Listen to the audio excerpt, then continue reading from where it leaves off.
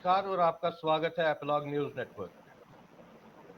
Epilogue news network के इस कार्यक्रम में ये एक सीरीज है जिसका नाम जेनोसाइड एंड रेपरेशन है, with the central theme of expectations of the Kashmiri Hindu community. बात जब डिनायल की करते हैं, डिनायल ऑफ जेनोसाइड की करते हैं, तो denial can be individual, personal, psychological and private, और it can be shared, social, collective and organised also.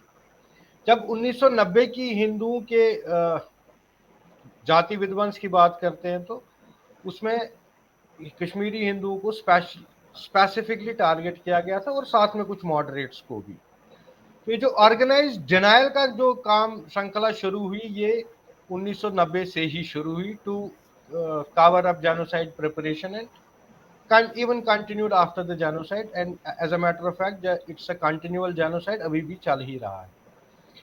It is important to recognize genocide denial in all its forms in order to prevent future justification of violence against minorities. इसकी तीन forms हैं। There are three forms of collective genocide denial. पहले को literal denial कहते हैं, जो 1990 में शुरू हुआ, 1996 तक चलता है। दूसरे को इंटरप्रेटिव, जो 1996 से शुरू हुआ और 2019 तक चलता रहा। और उसके बाद चला इम्प्लिकेटरी, जो 2019 के बाद आज तक चलता ही आया।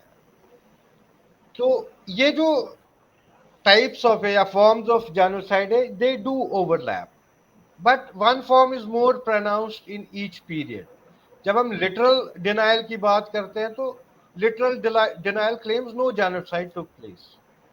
ये इन्वॉल्व करता है systematically negating the facts of genocide, और इस पे चुप्पी साधी जाती है कि जेनोसाइड प्लान्स कैसे हुए, किलिंग्स कैसे हुए, उस पर कोई बात करने को राजी नहीं होता है।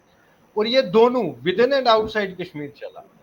Literal denial was widespread among leaders of mainstream political dispensations of India and J&K, of course. Governments जिन्होंने different forums पे represent किया, उनकी responsibility थी to act, बट उन्होंने somehow इस word genocide को avoid किया। तो कारण साफ है कि they never wanted to admit their failures in preventing genocide, या कोई और भी कारण हो सकती है कि जेनोसाइडरीज को किसी तरीके से वो एक कवर देना चाहते हैं। तो उसके बाद जब एक हिस्टोरिकल रिकॉर्ड आया, फैक्ट सामने आए, एक एस्टैब्लिश हो गया अराउंड लेट 1996, लिटरल डिनायल जो था ये डिफिकल्ट हुआ सस्टेन करना, क्योंकि टेस्टिमनीज फ्रॉम सर्वाइवर्स आई, पनुन कश्मीर ऑर्गेनाइजेशन ने स्टडीज कंडक्ट की और लिटरल डिनायल को ऑलमोस्ट इम्पॉसिबल कर दिया था। As a result, interpretive denial became more pronounced. This involves distracting attention from genocide by highlighting other crimes committed around the same time or afterwards, जो classify नहीं होती है genocide, in order to relativize genocide. Interpretive जो denial होता है, ये drama of violence is acknowledged, but is recast as something other than genocide. Facts are twisted to deny that killings constituted genocide. उसके बाद जब हम इम्प्लिकेटरी जेनोसाइड की बात करते हैं, जो 5 अगस्त 2019 के बाद बिल्कुल सामने आया, ये एक्नॉलेज जेनोसाइड किया जाता है कि जेनोसाइड हुआ। जैसे यहाँ पे जब JKLF को बैन करना था तो एक्नॉलेज किया गया, but it involves explicit counter accusations to blame other side, या किसी पे आप फेंक देते हो। तो इसमें ये जो इम्प्लिकेटरी डिनायल है, इसमें काफी सारी कॉन्स्पिरेसी थियरीज होती हैं जो दैट प्रीसीडेड द जेनोसाइड, वो ड्यूरिंग द जेनोसाइड भी चलती आ रही हैं, और ये ब्लेटेंटली आफ्टर 5 अगस्त 2019 पर चला। इन्हीं डिनाइल्स के बारे में आज हमारे साथ जुड़े हैं हमारे स्पेशल गेस्ट डॉक्टर अजय तुरंगू जी, जो पनुन कश्मीर के चेयरमैन हैं। काफ़ी काम किया है इन्होंने जेनोसाइड स्टडीज़ को लेके। आज हम ये जो डिनायल कैंपेन्स हुई, जो स्टेट की तरफ से हुई, या किस तरीके in nuances of this denial campaigns पे आज हम बात कर रहे हैं। आपका स्वागत है डॉक्टर साहब। नमस्कार। नमस्कार। बात चल रही थी डिनायल्स की, तो आज हम स्पेसिफिकली बात करना चाहेंगे आपसे जानना चाहेंगे कि ये जो डिनायल कैंपेन्स रहे, ये नेचर क्या था और ये कैसे शुरू हुई? इसमें जो इंडिया के कॉन्टेक्स्ट में हम बात करते हैं, हम को कम से कम, अगर हम ज़्यादा पीछे नहीं जाएंगे तो 1947 तक जाना पड़ेगा जब हम डिनाइल की बात करते हैं। 47 में इस देश का विभाजन हुआ। वो विभाजन की प्रक्रिया एक बहुत बड़ा जिनोसाइड थी, और आपने सुना भी होगा, और मैं बहुत बार कहता हूं इस बात को, कि पाकिस्तान एक was created through the womb of a genocide. Bharat के नागरिकों पे एक जिनोसाइड अनलीश करके पाकिस्तान बना। इसलिए पाकिस्तान मेरे हिसाब से एक जिनोसाइडल स्टेट है। इसका नेचर ही, पाकिस्तान के स्टेट का नेचर ही जिनोसाइड पे आधारित है। और पिछले लगभग 70 साल से भी ज्यादा समय में ये बात तय हो गई कि भाई जिनोसाइडल स्टेट का बेसिक एक्सप्रेशन और जिनोसाइड करना होगा। जिनोसाइडल स्टेट सिर्फ कॉन्स्टेंटली जिनोसाइड करता रहेगा। और पाकिस्तान में जो कहा गया 47 में कि लगभग 23% पॉपुलेशन उस वक्त हिंदुओं की थी, नॉन मुस्लिम्स की थी, वो चलते चलते सिंगल डिजिट में आ गई। या तो लोगों को कन्वर्ट किया गया, या तो उनको भगाया गया, या तो उनको मारा गया।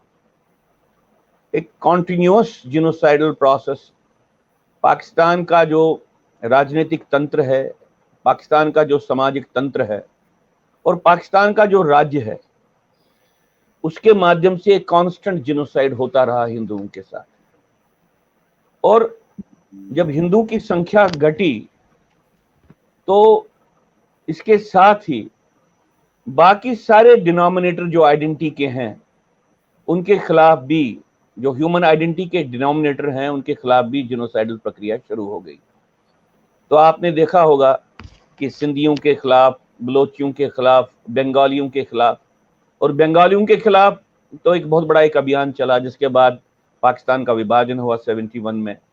और उस जिनोसाइड के भी दो डायमेंशन थे। एक तो स्पेसिफिकली जहां पे बंगालीज को टारगेट किया, बंगाली इथनिसिटी या बंगाली नेशनैलिटी के आधार पे, लेकिन उससे पहले ही बंगाली हिंदू के खिलाफ एज ए हिंदू ग्रुप उसको टारगेट किया गया। तो ये एक जिनोसाइडल प्रक्रिया चलती रही, क्योंकि पाकिस्तानी स्टेट का जो नेचर था वो एक जिनोसाइडल नेचर ही था। लेकिन इसके साथ एक दूसरी घटना घटी जिसको लेके हमको बहुत सीरियसली बात लेनी, क्योंकि हम सब जिनोसाइड के विक्टिम हैं। हम इसको नजरअंदाज नहीं कर सकते, और अगर हम इसको नजरअंदाज करेंगे तो हम शायद बहुत बड़ी भूल करेंगे। एक जिसको आप कहेंगे ये एक आत्मघात की एक प्रक्रिया होगी। जो भारत का राज्य बना 47 में, इसका पहला एक्सप्रेशन, पहला fundamental expression as a state, इसकी अथॉरिटी का पहला expression denial of Hindu genocide रहा। तो भारत के राज्य की जो चेतना का निर्माण हुआ वो इस बात को लेके प्राइमरीली हुआ कि हिंदुओं के खिलाफ, नॉन मुस्लिम्स के खिलाफ जो भी जिनोसाइडल प्रक्रियाएं हुई हैं पहले या जो आगे होंगी, इनको नकारना हमारे राष्ट्रीय हित में है। इसलिए भारत के राज्य का, और भारत के राज्य की जो विचारधारा, जिसको सेक्युलरिज्म कहा गया, इसका आधारभूत स्तंभ कोएग्जिस्टेंस नहीं है। इसका आधारभूत स्तंभ इक्वालिटी नहीं है, राइट टू इक्वालिटी नहीं है। इसका आधारभूत स्तंभ 47 से ही रहा, जिसको आप कहेंगे डिनायल ऑफ हिंदू जिनोसाइड। और यह प्रक्रिया शुरू हो गई जो ही 47 के विभाजन में वायलेंस हुई, और वहां से पाकिस्तान से लोगों का ट्रांसफर ऑफ पॉपुलेशन के साथ पैरेलल एक जिनोसाइडल प्रोसेस चल रही थी। और बिल्कुल north east frontier province, Peshawar से लेके लोग बराबर पंजाब तक, वहां से हिंदुओं को, सिखों को और बाकी गैर मुस्लिमों को निकालने की प्रक्रिया चल रही थी, तो उनको भारत भेजा गया। लेकिन भारत में आके पहला काम जो किया गया भारत के राज्य का, भारत के राजनीतिक तंत्र का और भारत के लीडरशिप का, वो ये था कि उनको कहा गया कि आप यहां पे अपनी कहानी नहीं सुनाओ, वहां पे क्या हुआ इसके बारे में चर्चा नहीं करो, ये हमारे हित में नहीं है। और एक बहुत जबरदस्त डिनायल की एक प्रक्रिया शुरू हुई, आरंभ हुई, जिसका अंत अभी तक नहीं हुआ है, वो अभी भी चल रही है। इसलिए जब आपने सवाल पूछा डिनायल, कश्मीरी हिंदू डिनायल को लेके, तो इसका पहला बेसिक लिंकेज है भारत के राज्य का और भारत के राजनीतिक तंत्र का जो भीतरी स्वरूप है, उसका जो तत्व है, वो डिनायल ऑफ हिंदू जीनोसाइड पे आधारित है। इस बात को समझना है और इस बात को महसूस करना है। समझेंगे और बाद में इसको एज ए फैक्ट ले लेंगे, एज ए फिनोमिनन नहीं लेंगे, तब भी गलती करेंगे। अब दूसरी बात इसी के साथ जुड़ी है कि वो मैं जीनोसाइड के डिबेट के बारे में बहुत चर्चा चली, खासतौर से आर्मीनियन डिनायल ऑफ जीनोसाइड के बारे में ये बात चली कि भाई इसको क्यों डिनाई किया गया, और इसके बारे में जो बिल्कुल कंक्लूसिव एविडेंस है उसको उन देशों ने क्यों नकारा जो देश बेसिकली जीनोसाइड कानून बनने में, जीनोसाइड कॉन्वेंशन बनने में जिनका एक बेसिक रोल रहा है। खासतौर से इस हद तक हुआ कि अमेरिका और इसको क्या बोलते हैं इस्राइल को लेके कि भाई, क्योंकि आर्मीनियन जीनोसाइड को लेके बात चल रही थी कि भाई ये तो टर्की ने किया, टर्की के स्टेट ने किया, टर्की की आर्मी ने किया, तो इसको क्यों नकारा गया, अमेरिकन ने क्यों नकारा, और इसको क्या बोलते हैं इवन इसराइल ने इसको क्यों अनदेखा किया, वो इस डिनायल प्रोसेस में क्यों जुड़ गए।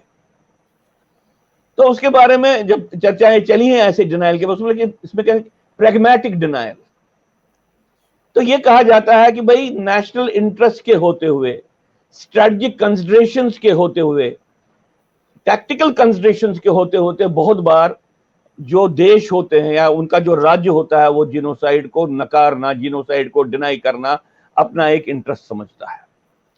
तो क्योंकि टर्की यूरोपियन यूनियन का एक हिस्सा बनने जा रहा था और इसराइल प्रयत्न कर रहा था कि टर्की के साथ उसके रिश्ते रहें, इसलिए जो आर्मीनियन जीनोसाइड के बारे में थोड़ा बहुत अनदेखी करना, इसको अंडरमाइन करना, इसको जीनोसाइड नहीं कहना, ट्रेजेडी कहना, अनफॉर्चुनेट इवेंट कहना, इस तरह की प्रक्रियाएं चलती रही। और इसराइल अपने आप को इंटरनेशनल सिस्टम में एस्टैब्लिश करने के लिए एक डिनायल की प्रक्रिया में जुड़ गया, जिसपे जो जिविश हॉलोकॉस्ट एक्सपर्ट ही हैं उन्होंने बहुत जबरदस्त इसका क्रिटिसिज्म किया।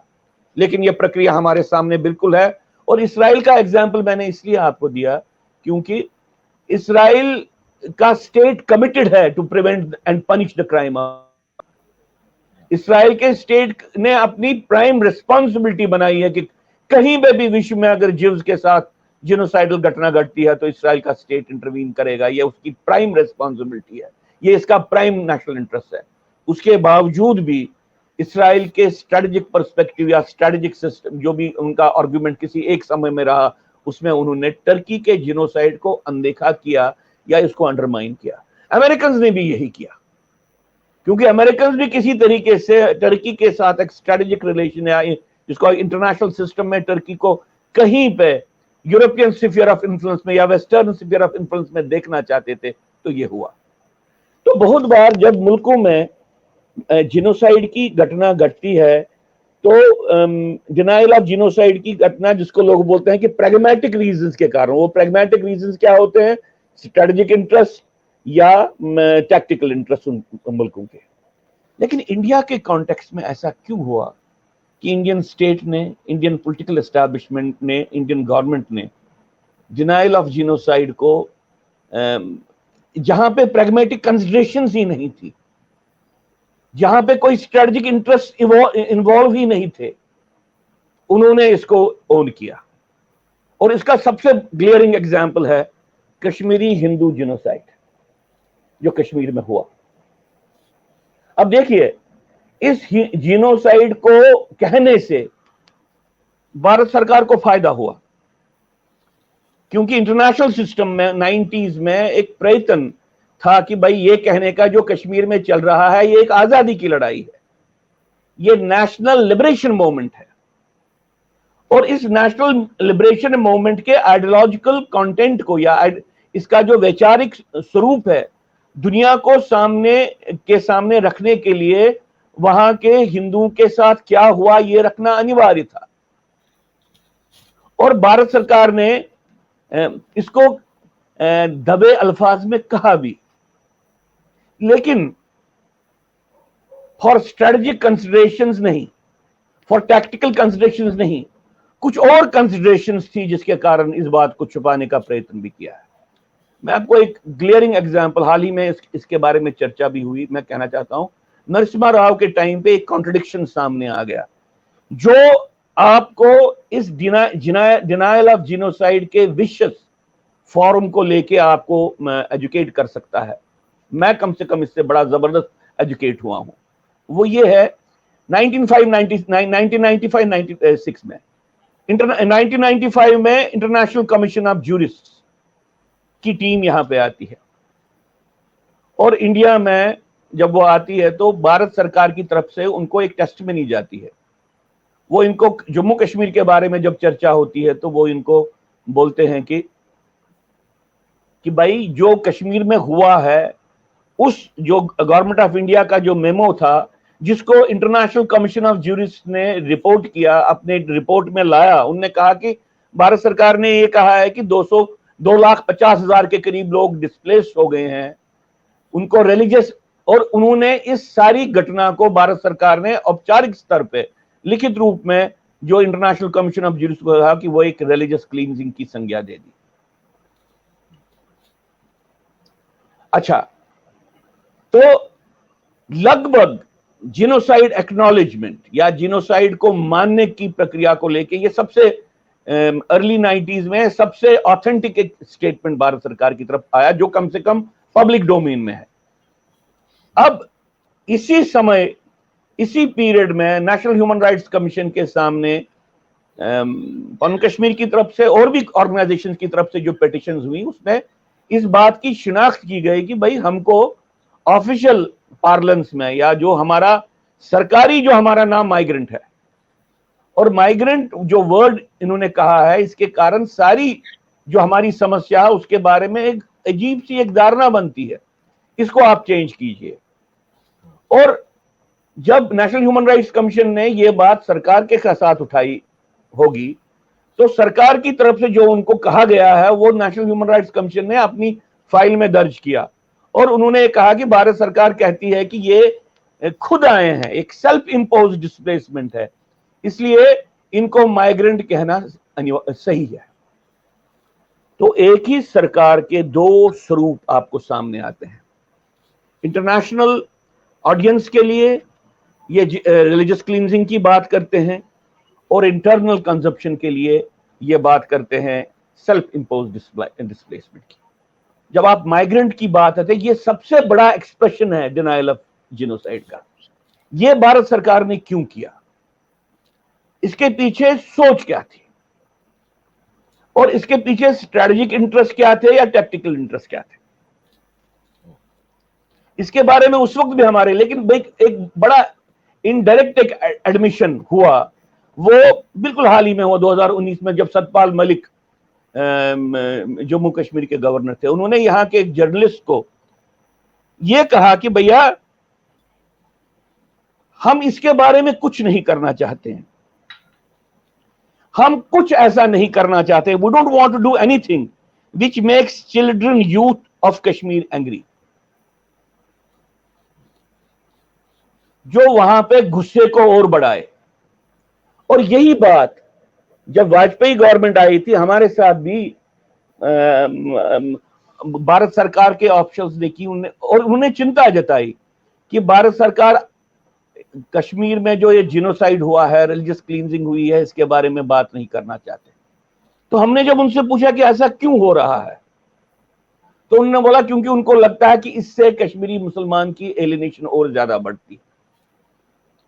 और ये वाली बात है, इसको जब हम रिट्रोस्पेक्टिवली देखते थे, कंसिस्टेंटली ये बात आती थी कि भाई आप कश्मीर के बारे में, कश्मीर में जो घटा है, वहां पे जो सेपरेटिस्ट मूवमेंट का जो आइडियोलॉजिकल उसका जो नेचर है, रिलीजियस फैसिस्ट नेचर है, इसके बारे में बात नहीं करो, और आप जिनोसाइड और रिलीजियस क्लींजिंग की बात नहीं करो। ये बार बार ये बातें आ रही थी, डायरेक्ट रेफरेंस और इनडायरेक्ट रेफरेंस।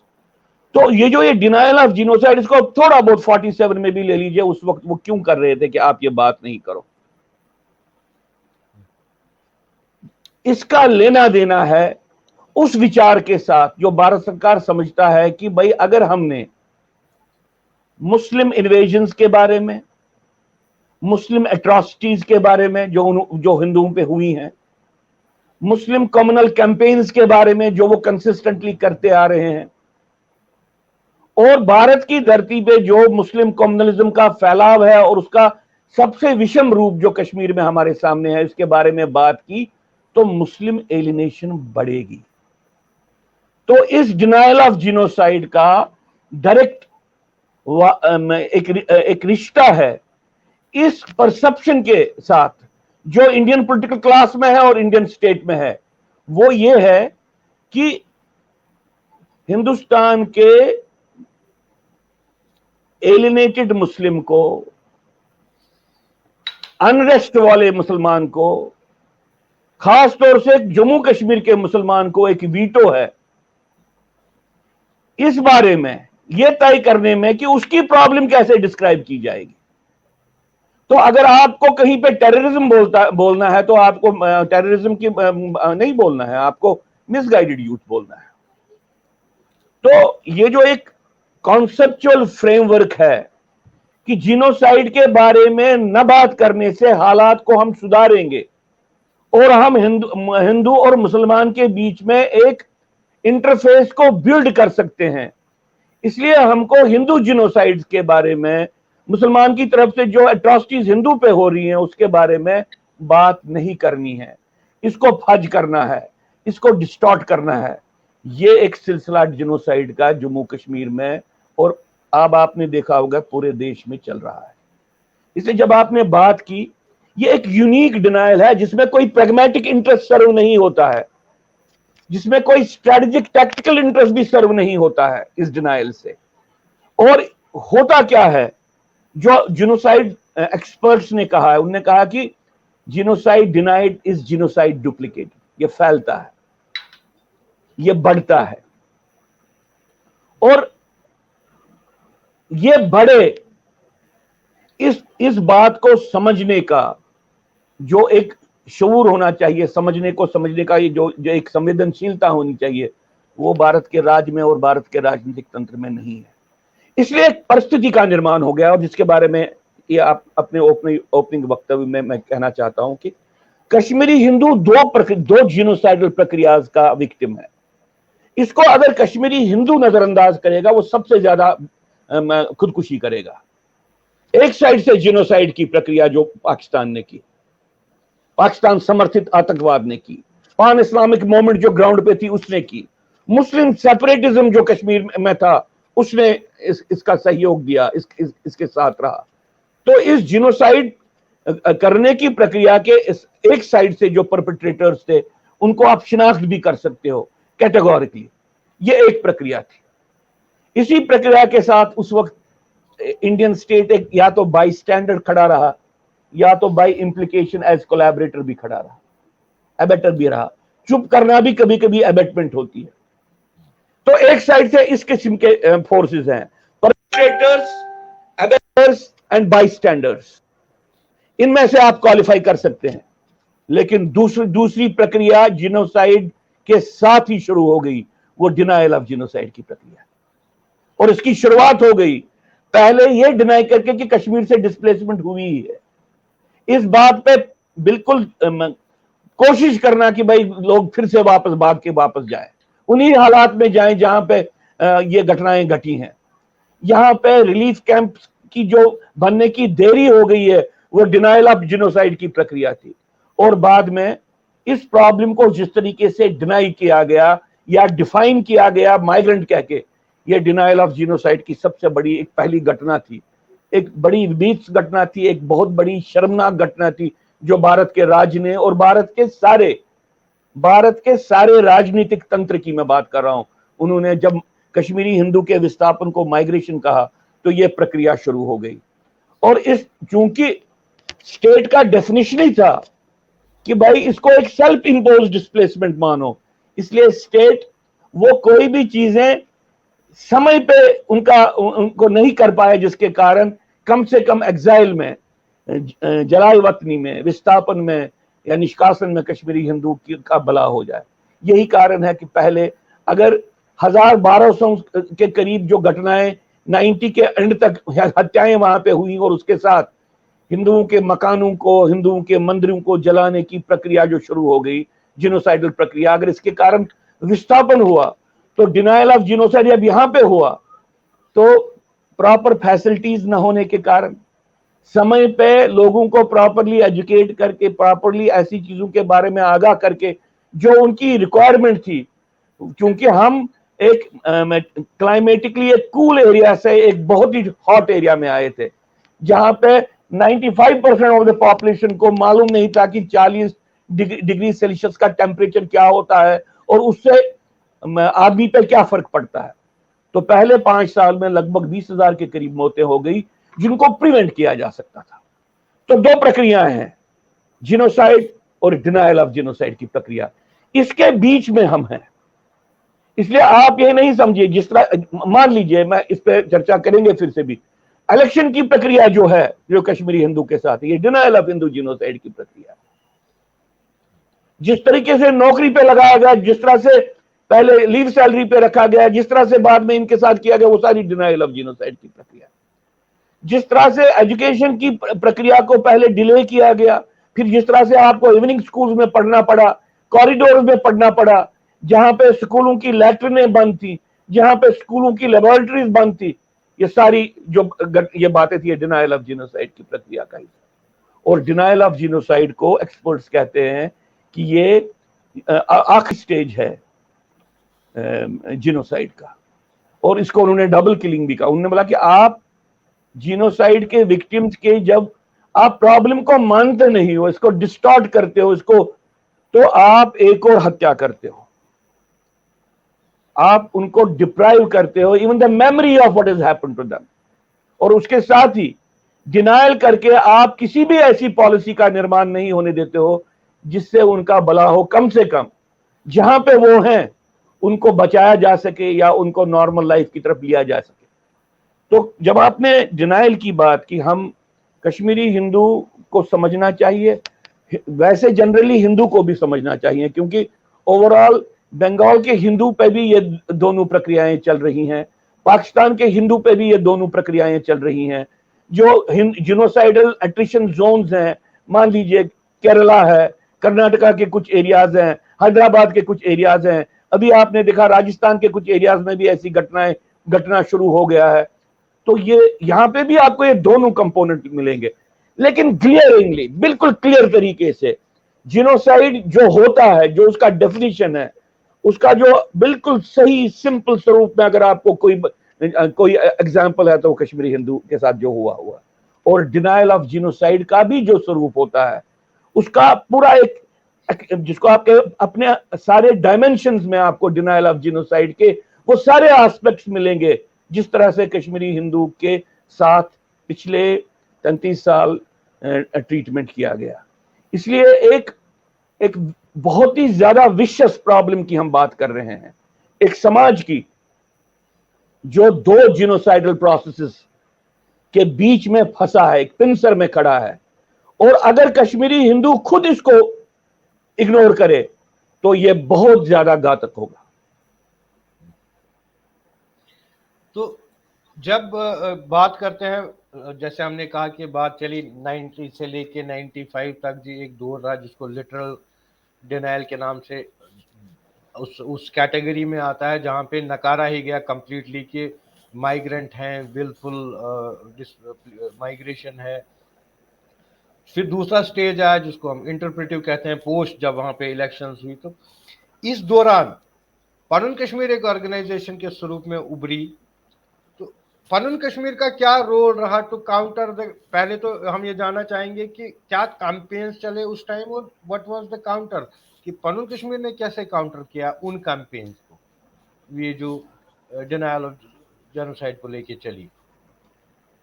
90 में जब विस्थापन हुआ या निष्कासन हुआ जिसको आप कहें, या आप, तो उस वक्त फर्स्ट रिएक्शन स्टेट की और पॉलिटिकल एस्टैब्लिशमेंट की थी कि वो इसको समझें कि ये घटना घटी ही नहीं है। हालांकि घटना का विविध स्वरूप, इसका बिल्कुल जो जिसको आप कहेंगे कि इसका ग्रूसम एक इसका एस्पेक्ट सरकार के सामने था। ये वैसे ही हुआ जैसे जब जर्मनी में ज्यूस पे फाइनल सॉल्यूशन को अनलीश किया गया और वेस्टर्न पावर्स ने या वेस्टर्न कंट्रीज ने, अमेरिका में ने, और इवन जो ज्यूस जर्मनी के बाहर रह रहे थे, उन्होंने पहले ये समझा ये शायद हुआ ही नहीं है, ये शायद पॉसिबल ही नहीं है, ये घटना शायद घट ही नहीं सकती है। जो ही हम वहां से निकले तो एक अटेम्प्ट हुआ कि इस बात को ये करने का, नकारने का। शायद कुछ लोगों ने कहा कि ये सिर्फ पैनिक रिएक्शन है, कुछ लोगों ने यह भी कहना शुरू किया कि भाई कश्मीरी हिंदू मार्शल कम्युनिटी नहीं है, इसलिए थोड़ा बहुत वहां पे जो फिजिकल वायलेंस का माहौल बन गया, उसके कारण इसको बर्दाश्त नहीं कर पाए, एकदम से निकल के आ गए। तो ये इनिशियल फेज में ये रिएक्ट, लेकिन जो ही इसका स्वरूप सामने आया तो डिनायल का ये सारा दौर सामने आया। पहले डिनायल का दौर ये था कि किसी तरीके से इस प्रॉब्लम को कंटेन करो, ये कहो एक टेम्परेरी एक एबरेशन है, और उनको कुछ लोगों को टेंटू में दे दो। देखिए जो लगभग 70,000 के करीब उस वक्त रजिस्ट्रेशन हुई थी, उनमें से 7,000-7,500 लोगों को ही टेंट्स में जगह मिली, बाकी लोग वहां पे नहीं गए। कोशिश की जा रही थी कि इसके स्वरूप को लिमिट किया जाए, कंटेन किया जाए, और बार बार ये कहने की कोशिश कर रहे थे कि आपको बिल्कुल अगले हफ्ते, अगले महीने आपको वापस जाना पड़ेगा। तो इनिशियल फेज था कि भाई एक टेम्परेरी फिनोमिनन है, इसको आप कीजिए, लेकिन उसके साथ ही इसको डिफाइन करने की प्रक्रिया शुरू हो गई, और ये एक निष्कर्ष अक्रॉस द स्पेक्ट्रम, कश्मीर से लेकर दिल्ली तक था कि इस सारी समस्या को माइग्रेशन कहना है।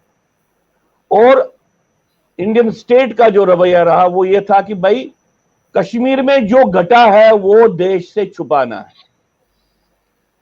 जिस स्वरूप में वो घटा है उसको देश से छुपाना है। ये प्रक्रिया डिनाइल की इसी के साथ शुरू हो गई।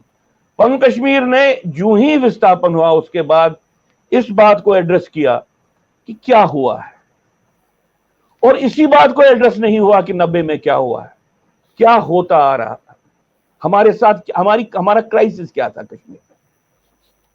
तो 2-3 बातें समझ में हमको आ गई इमीडिएटली। वो समझ में पहले ही आ गई थी, लेकिन शायद कश्मीर में रहने के कारण आर्टिकुलेट नहीं कर पा रहे थे इसको। एक बात आई कि भाई जम्मू कश्मीर भारत की धरती पे एक मुस्लिम स्टेट है, इस मुस्लिम स्टेट में मुस्लिम कम्युनलिज्म को एक पैटर्नेज है, और वो मुस्लिम पैटर्नेज अल्टीमेटली स्टेट को एक अकम्प्लिस बनाती है उस सारे एट्रिशन में, उस सारे जुल्म पे जो वहां की माइनॉरिटीज के साथ होता है, प्राइमरली हिंदू के साथ, जो 47 से अब तक हमने देखा था। जैसे हम कहते हैं कि बहुत से स्टेजेस होते हैं इसके जेनोसाइड के, उसमें जो भी हमने देखा है 8 स्टेजेस कहते हैं, कुछ लोग बोलते हैं 10 स्टेज होते हैं, जो वो सारी प्रक्रियाएं जो वहां पे चल रही थी वो इसलिए चल पाई क्योंकि जम्मू कश्मीर भारत की ही धरती पे एक मुस्लिम राज्य था, आर्टिकल 370 के तहत। इस बात को लेकर हम बिल्कुल क्लियर थे और हमने इसको आर्टिकुलेट करना शुरू किया। हमने आर्टिकल 370 को डायरेक्टली कश्मीर में मुस्लिम कम्युनलिज्म, मुस्लिम सेपरेटिज्म और मुस्लिम जहाद के साथ जोड़ा और इस जिनोसाइडल प्रोसेस के साथ जोड़ा, क्योंकि वो एक आधारभूत, जिसको आप कहिए वो एक प्लेटफॉर्म पे जिससे ये सारा जिनोसाइडल कैंपेन चल पड़ा। अनफॉर्चुनेटली इवन अभी भी भाजपा जिसने आर्टिकल 370 को निरस्त किया वो ये बात नहीं कहती है, वो आर्टिकल 370 को डेवलपमेंट के साथ लिंक करते हैं, अच्छा, या और भी किसी एडमिनिस्ट्रेटिव एक्सपीडियंसी के साथ लिंक करते हैं। लेकिन हमने ये एक बात की, दूसरी बात हमने कहा कि ये जिनोसाइड। इसको क्लियरली हमने डिफाइन किया कि ये जिनोसाइड है। और हमारी तीसरी बात हमारी थी कि हमको कश्मीर में रिटर्न को एड्रेस नहीं करना है, कश्मीर में जिनोसाइड को, रिवर्सल ऑफ जिनोसाइड को एड्रेस करना है। ये अगर आप मार्गदर्शन रेजोल्यूशन देखेंगे या मार्गदर्शन रेजोल्यूशन आने से पहले भी जो पन कश्मीर की एक्टिविटी रही, इसके फॉर्मेटिव फेज में हमारे एक्सप्रेशन बिल्कुल इस कॉन्टेक्स्ट में थे और हम इस निष्कर्ष पे पहुंचे थे कि हमको इस बात को अवॉइड नहीं करना है। हर 90-100 साल में एक एक जिनोसाइड हो रहा है जब से इस्लाम का आगमन कश्मीर में हुआ या इस्लाम का आक्रमण कश्मीर में हुआ। पन कश्मीर ने यह निष्कर्ष निकाला, हमको इसको नकारना नहीं है, हमको इसको बोलना है। और जिनोसाइड एक ऐसी घटना है जिसको एक्सपीडियंसी का, जिस एक्सपीडियंसी के दायरे में नहीं देखना है, इसको एग्जिस्टेंशियल सर्वाइवल के दायरे में देखना है। क्योंकि हम समझते थे कि मार्जिनलाइज जो कम्युनिटीज होती हैं, परसिक्यूटेड जो कम्युनिटीज होती हैं, उनमें over a period of time सत्य बोलने की क्षमता कम हो गई होती है आतंक के कारण, जो उनके साथ घटा है उसके कारण, जो एक कॉन्स्टेंटली उनको मार्जिनलाइज किया है, या एक प्रोसेस ऑफ इन्फीरियराइजेशन जो कहते हैं कि उनको एक जिसको हीनता के एक ऐसे माहौल में रहने के लिए मजबूर किया गया, उसके कारण जो सही बात है उसको बोलने की क्षमता कम हो जाती है, या आप डर के कारण, आप local day to day interest के कारण उस बात को तोड़ मरोड़ के कहते हैं, सही बात नहीं कहते। हमने समझा कि अब ये समय खत्म हो गया है, अब ये जिनोसाइड के बारे में क्लियरली बात करनी है, एक्सपीडियंसी के दायरे में बात नहीं करनी है, हमको जो सत्य है उसके दायरे में बात करनी है, क्योंकि हमको लगा कि सिर्फ यही एक तरीका है बचने का। और मैं आपको कहना चाहता हूं कि अगर पनून कश्मीर ने यह कहना कम किया होता तो भारत सरकार ने अपने पूरे सारे तंत्र को मोबिलाइज करके मजबूर किया होता कश्मीरी हिंदू को वहां के एक इस्लामाइज्ड सेटअप में बसने के लिए। क्योंकि एक बहुत बड़ा वर्ग इंडियन स्टेट का था जो कहते थे हमने इनको निकलने ही क्यों दिया। मैं कहता हूं सिक्योरिटी एक्सपर्ट्स का, इंटेलिजेंस एक्सपर्ट्स का भी अभी एक वर्ग है जो कहते हैं हमने इनको निकलने ही क्यों दिया। मतलब यह था कि हम बचे या न बचे वो इंपॉर्टेंट नहीं था, लेकिन जवाहर टनल को हमको लांघना उनको लगता था कि ये एक स्ट्रेटेजिक मिस्टेक हो गई। टेररिज्म के बिल्ड होने को वहां पे उन्होंने, किसी ने नहीं कहा कि हमसे गलती हो गई, लेकिन बहुत से ऐसे लोग थे जो हमारे तंत्र में थे जो कहते थे इनको निकलने क्यों दिया गया। तो एक छोटे से समाज को, जो गैर मुस्लिम समाज हो, उसको एक इस्लामिक सेटअप में रहने के लिए मजबूर करना, इस तरीके की सोच एक बहुत बड़े वर्ग में थी। इसलिए जब हमने ये समझा, हमने क्लियरली बोला भैया इसके साथ कॉम्प्रोमाइज नहीं होगा। हमने अपने समाज में ये कहने का प्रयत्न किया और अपने समाज के बाहर भी कि भाई हम आपको कोई फैक्ट नहीं बोल रहे हैं, हम आपको कोई इंपेरिकल डाटा नहीं दे रहे हैं, हम आपको एक फिनोमिनन की बात कर रहे हैं, एक ऐसी बात की बात कर रहे हैं जो हिंदुओं ने 1000 साल से झेला है। क्योंकि ये जिनोसाइडल वॉर और जिनोसाइडल एट्रिशन 1000 साल से चल रहा है और हिंदू समाज इसका विक्टिम रहा है।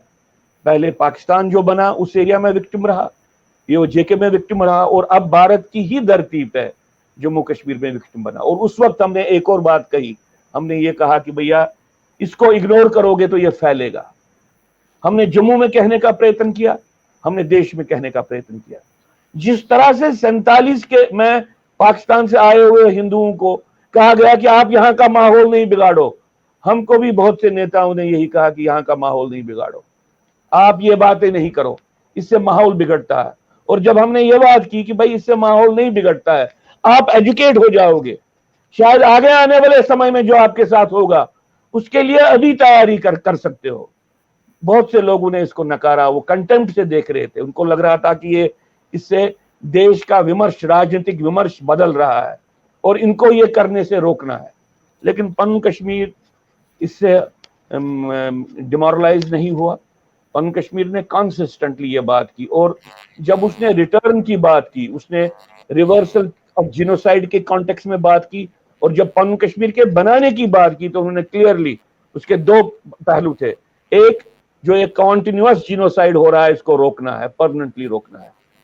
एक सक्षमता बनानी है, कैपेबिलिटी बनानी है विक्टिम समाज को कि वो खुद इसको रोक पाए, उसके पास उतना पावर हो कि उसको विथस्टैंड कर पाए, इसको रोके। और तीसरा जो बहुत जरूरी हमने समझा कि भारत राज्य को, जो ये हिंदुओं के साथ 1000 साल का एक जाति विध्वंस का एक क्रम चल रहा है, इसको रोकने के लिए अगर कहीं से इसकी शुरुआत हो सकती है, इस एक्टिविटी है, जम्मू कश्मीर से ही हो सकती है, कश्मीर से ही हो सकती है, पन कश्मीर के निर्माण करके।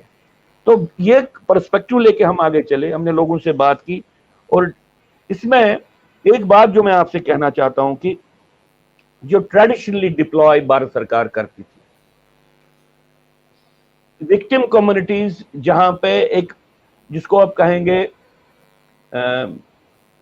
हेजिमोनिक एटमॉस्फेयर है, वर्चस्व का, जहां पे आपको असहिष्णु शक्तियों का वर्चस्व हो, इंटॉलरेंट फोर्सेस की हेजिमनी हो, और अगर नेशनल स्टेट अपरेटस उन ताकतों के साथ कंप्रोमाइज में हो, एक कॉन्ट्रैक्ट में हो, ऐसी सिचुएशन में जो ये माइनॉरिटी ग्रुप्स होते हैं उनके लिए सरकारें क्या करती हैं, उनको कैसे डील किया जाता है? उनकी ओपिनियन को डिसइंटीग्रेट किया जाता है। कोई भी लीडरशिप जहां से उभरे, उनको ये कहने का प्रयत्न किया जाता है कि नहीं आप और भी लीडर हैं, तो मल्टीफेरियस पेपर ऑर्गेनाइजेशंस को खड़ा करके ये काम किया जाता है। ये 89 से पहले भी होता था।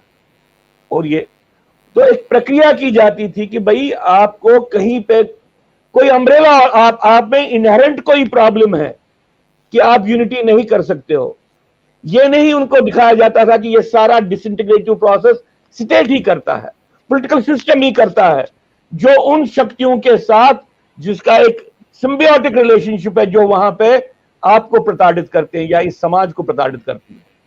तो कंसिस्टेंटली एक कोशिश की गई कि भाई कि सही बात को छुपाने के लिए बेस्ट तरीका एक डेमोक्रेटिक सिस्टम में है कि आप सही ओपिनियन को डिलेजिटिमाइज करो, और डिलेजिटिमाइज करने के लिए कंसिस्टेंटली आप एक डिसइंटीग्रेटिव प्रोसेस को अनलीश करो, और एक कंपल्शन क्रिएट करो कि भाई हमको अम्ब्रेला ऑर्गेनाइजेशंस बनानी, क्योंकि अम्ब्रेला ऑर्गेनाइजेशंस में बेस्ट एक तरीका होता है कि आप सही बात नहीं कह पाएंगे, वहां पे आपको बैलेंस करना पड़ता है।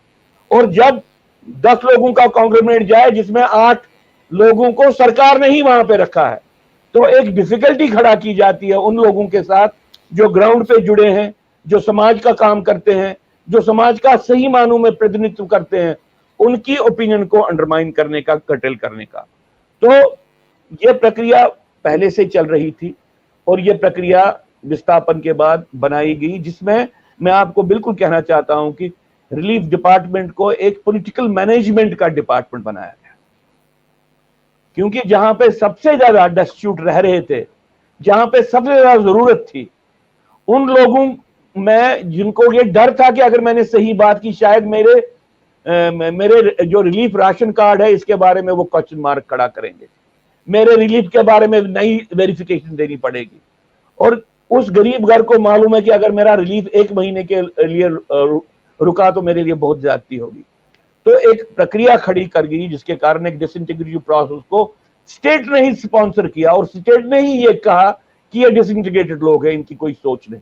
और ये स्टेट ही नहीं की, हर एक पॉलिटिकल पार्टी ने किया, कांग्रेस से लेके भाजपा ने, इन्होंने डिसइंटीग्रेटिव प्रोसेस में इन्वेस्ट किया। और इस कॉन्टेक्स्ट में पन कश्मीर ने अपने आप को सर्वाइव किया। पन कश्मीर ने कंसिस्टेंटली इस बात को रखा, और रिपीटेडली जो ये प्रोसेस सरकार की तरफ से ये फेल होती गई, और एक स्टेज आ गया कि अब सरकार कुछ भी करे, कितने भी ग्रुपों को खड़ा करे, ओवरसीज से किसी को खड़ा करे, दिल्ली से किसी को खड़ा करे, कन्याकुमारी से किसी को खड़ा करे, अब जो ये ओपिनियन है जो पन कश्मीर के माध्यम से आनी है, इस ओपिनियन का अपना एक रिकॉग्निशन है, इसका एक इसकी अपनी लेजिटिमेसी है। और उनको मालूम है कि एक प्रक्रिया चली है निष्काम भाव से, एक प्रक्रिया चली है बिल्कुल अपने समाज के जो, जिसको आप कहेंगे सबसे जो सही हित है उसको ध्यान में रख के, इस देश के हित को ध्यान में रख के, और संस्कृति के हित को ध्यान में रख के एक मूवमेंट चल रही है। ये अब प्रक्रिया उस दिशा में गई है। इसलिए जो आपने कहा कि ये कैसे हो रहा है, ये इसमें मैं एक बात आपको कहना चाहता हूं, बड़ा इजी होता है। अभी मान लीजिए मैं प्रतिनिधि हूं, मैं किसी संस्था का, मान लीजिए ग्राउंड पे 3 ऑर्गेनाइजेशंस हैं जो फंक्शनल ऑर्गेनाइजेशंस हैं। सरकार क्या करती है, उनको मालूम है कि 3 फंक्शनल ऑर्गेनाइजेशंस जो ग्रासरूट के साथ जुड़ी हैं, जिनको लोगों के इंटरेस्ट के साथ किसी ना किसी तरीके से, जिनका एक उनके साथ एक कहीं पे सहमति है या उसके साथ कोई सरोकार है, तो उनके माध्यम से जो बातें आएंगे, जो विषय आएंगे, वो विषय चूंकि सरकार डील नहीं करना चाहती थी, वो 4 और लोगों को खड़ा करते हैं और एक कंपल्सन क्रिएट करते हैं कि इन 2 प्रतिनिधि या 3 प्रतिनिधियों की बात को 6 या 7 प्रतिनिधियों के साथ मिक्स करके बेसिक इश्यू को ही फज किया जाए। ये रिपीटेडली एक प्रक्रिया चलती है। तो ये डिनायल ऑफ जीनोसाइड की भी प्रक्रिया है और साथ में ये एक विशेषनेस दिखाती है कि सरकार खुद उन सेगमेंट्स को जो अल्टीमेटली देश के साथ है उनको कैसे खत्म करती है खुद ही। ये डिप्लॉय किया गया, जिसको मैं कहता हूं कश्मीरी हिंदू के अम्ब्रेला ऑर्गेनाइजेशंस बनाना। एक अम्ब्रेला ऑर्गेनाइजेशन बनाओ, दूसरी अम्ब्रेला ऑर्गेनाइजेशन बनाओ, फिर यही सिलसिला अभी तक चलता आ रहा है कि भाई, और ये क्या कहा जाए, प्रेमाइज ये है कि भैया आप सब इकट्ठे नहीं हो, इसलिए आप सब लोग को जब इकट्ठे आओगे तो हम आप बात सुनेंगे आपकी। ये प्रिंसिपल और इस किसी पे पॉलिटिकली डिप्लॉय नहीं किया जाता है। ये सिर्फ हिंदू समाज के लिए, खासतौर से कश्मीर के हिंदू विस्थापित समाज के लिए डिप्लॉय किया जाता है। और साथ में जो भी कोई इफेक्टिव बात है, जो भी कोई इफेक्टिव सोल्यूशन है, उस सोल्यूशन को न्यूट्रलाइज करने की भी बात होती है। मान लीजिए पनन कश्मीर ने मार्गदर्शन रेजोल्यूशन लाया और मार्गदर्शन रेजोल्यूशन को न्यूट्रलाइज करने के लिए किसी को खड़ा कर दिया, नहीं आप बोलो हमको यूनियन टेरिटरी ही क्यों चाहिए, हमको फिर स्टेट चाहिए। और वो लोग भी इसी प्रक्रिया का हिस्सा बनते हैं कि आप जो भी इफेक्टिव बात होती है उसको फज करने के लिए, उसको न्यूट्रलाइज करने के लिए आप एक कंफ्यूजन खड़ा कर दो। ये प्रक्रिया अभी तक चलती आ रही है और इस प्रक्रिया को हमने झेला भी है और इसको परास्त भी किया है।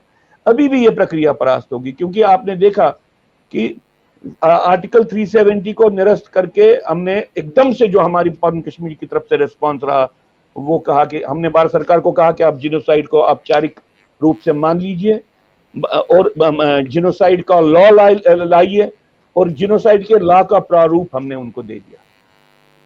तो ये कोशिश की जा रही है कि नहीं जी अब मैं भी बिल लाऊंगा, ये जो ये सिलसिला है, ये पहले भी चलता आ रहा है कि एक इफेक्टिव डिमांड, एक इफेक्टिव सोल्यूशन को अगर न्यूट्रलाइज करना है तो उसके वेरिएंट्स को खड़ा करो और लोगों को बताओ देखो जी इतने ज्यादा सोल्यूशंस हैं।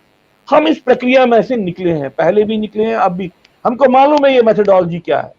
और हम बार बार भारत सरकार या भारत के राजनीतिक तंत्र की या जम्मू कश्मीर के राजनीतिक तंत्र और सरकार के जो ऐसे ओवरचर्स हैं, ऐसी प्रक्रियाएं हैं, उनको बार बार हम परास्त कर चुके हैं। हमको अब इन चीजों का फर्क नहीं पड़ता है।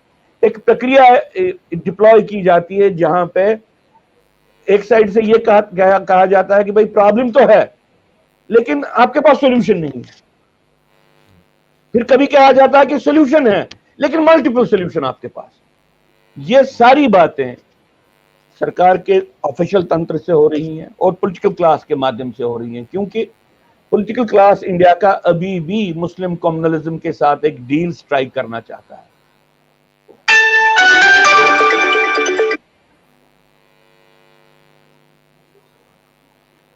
तो ये एक सिलसिला चल रहा है, इस सिलसिले को हमने फेस किया भी है और आगे आने वाले समय में इसको परास्त भी कर देंगे और चल रहा है ये सिलसिला। इससे अब ज्यादा फर्क नहीं पड़ता है क्योंकि समाज एक बिगर लेवल पे समझता है कि क्या हो रहा है और हमको कैसे चलना है।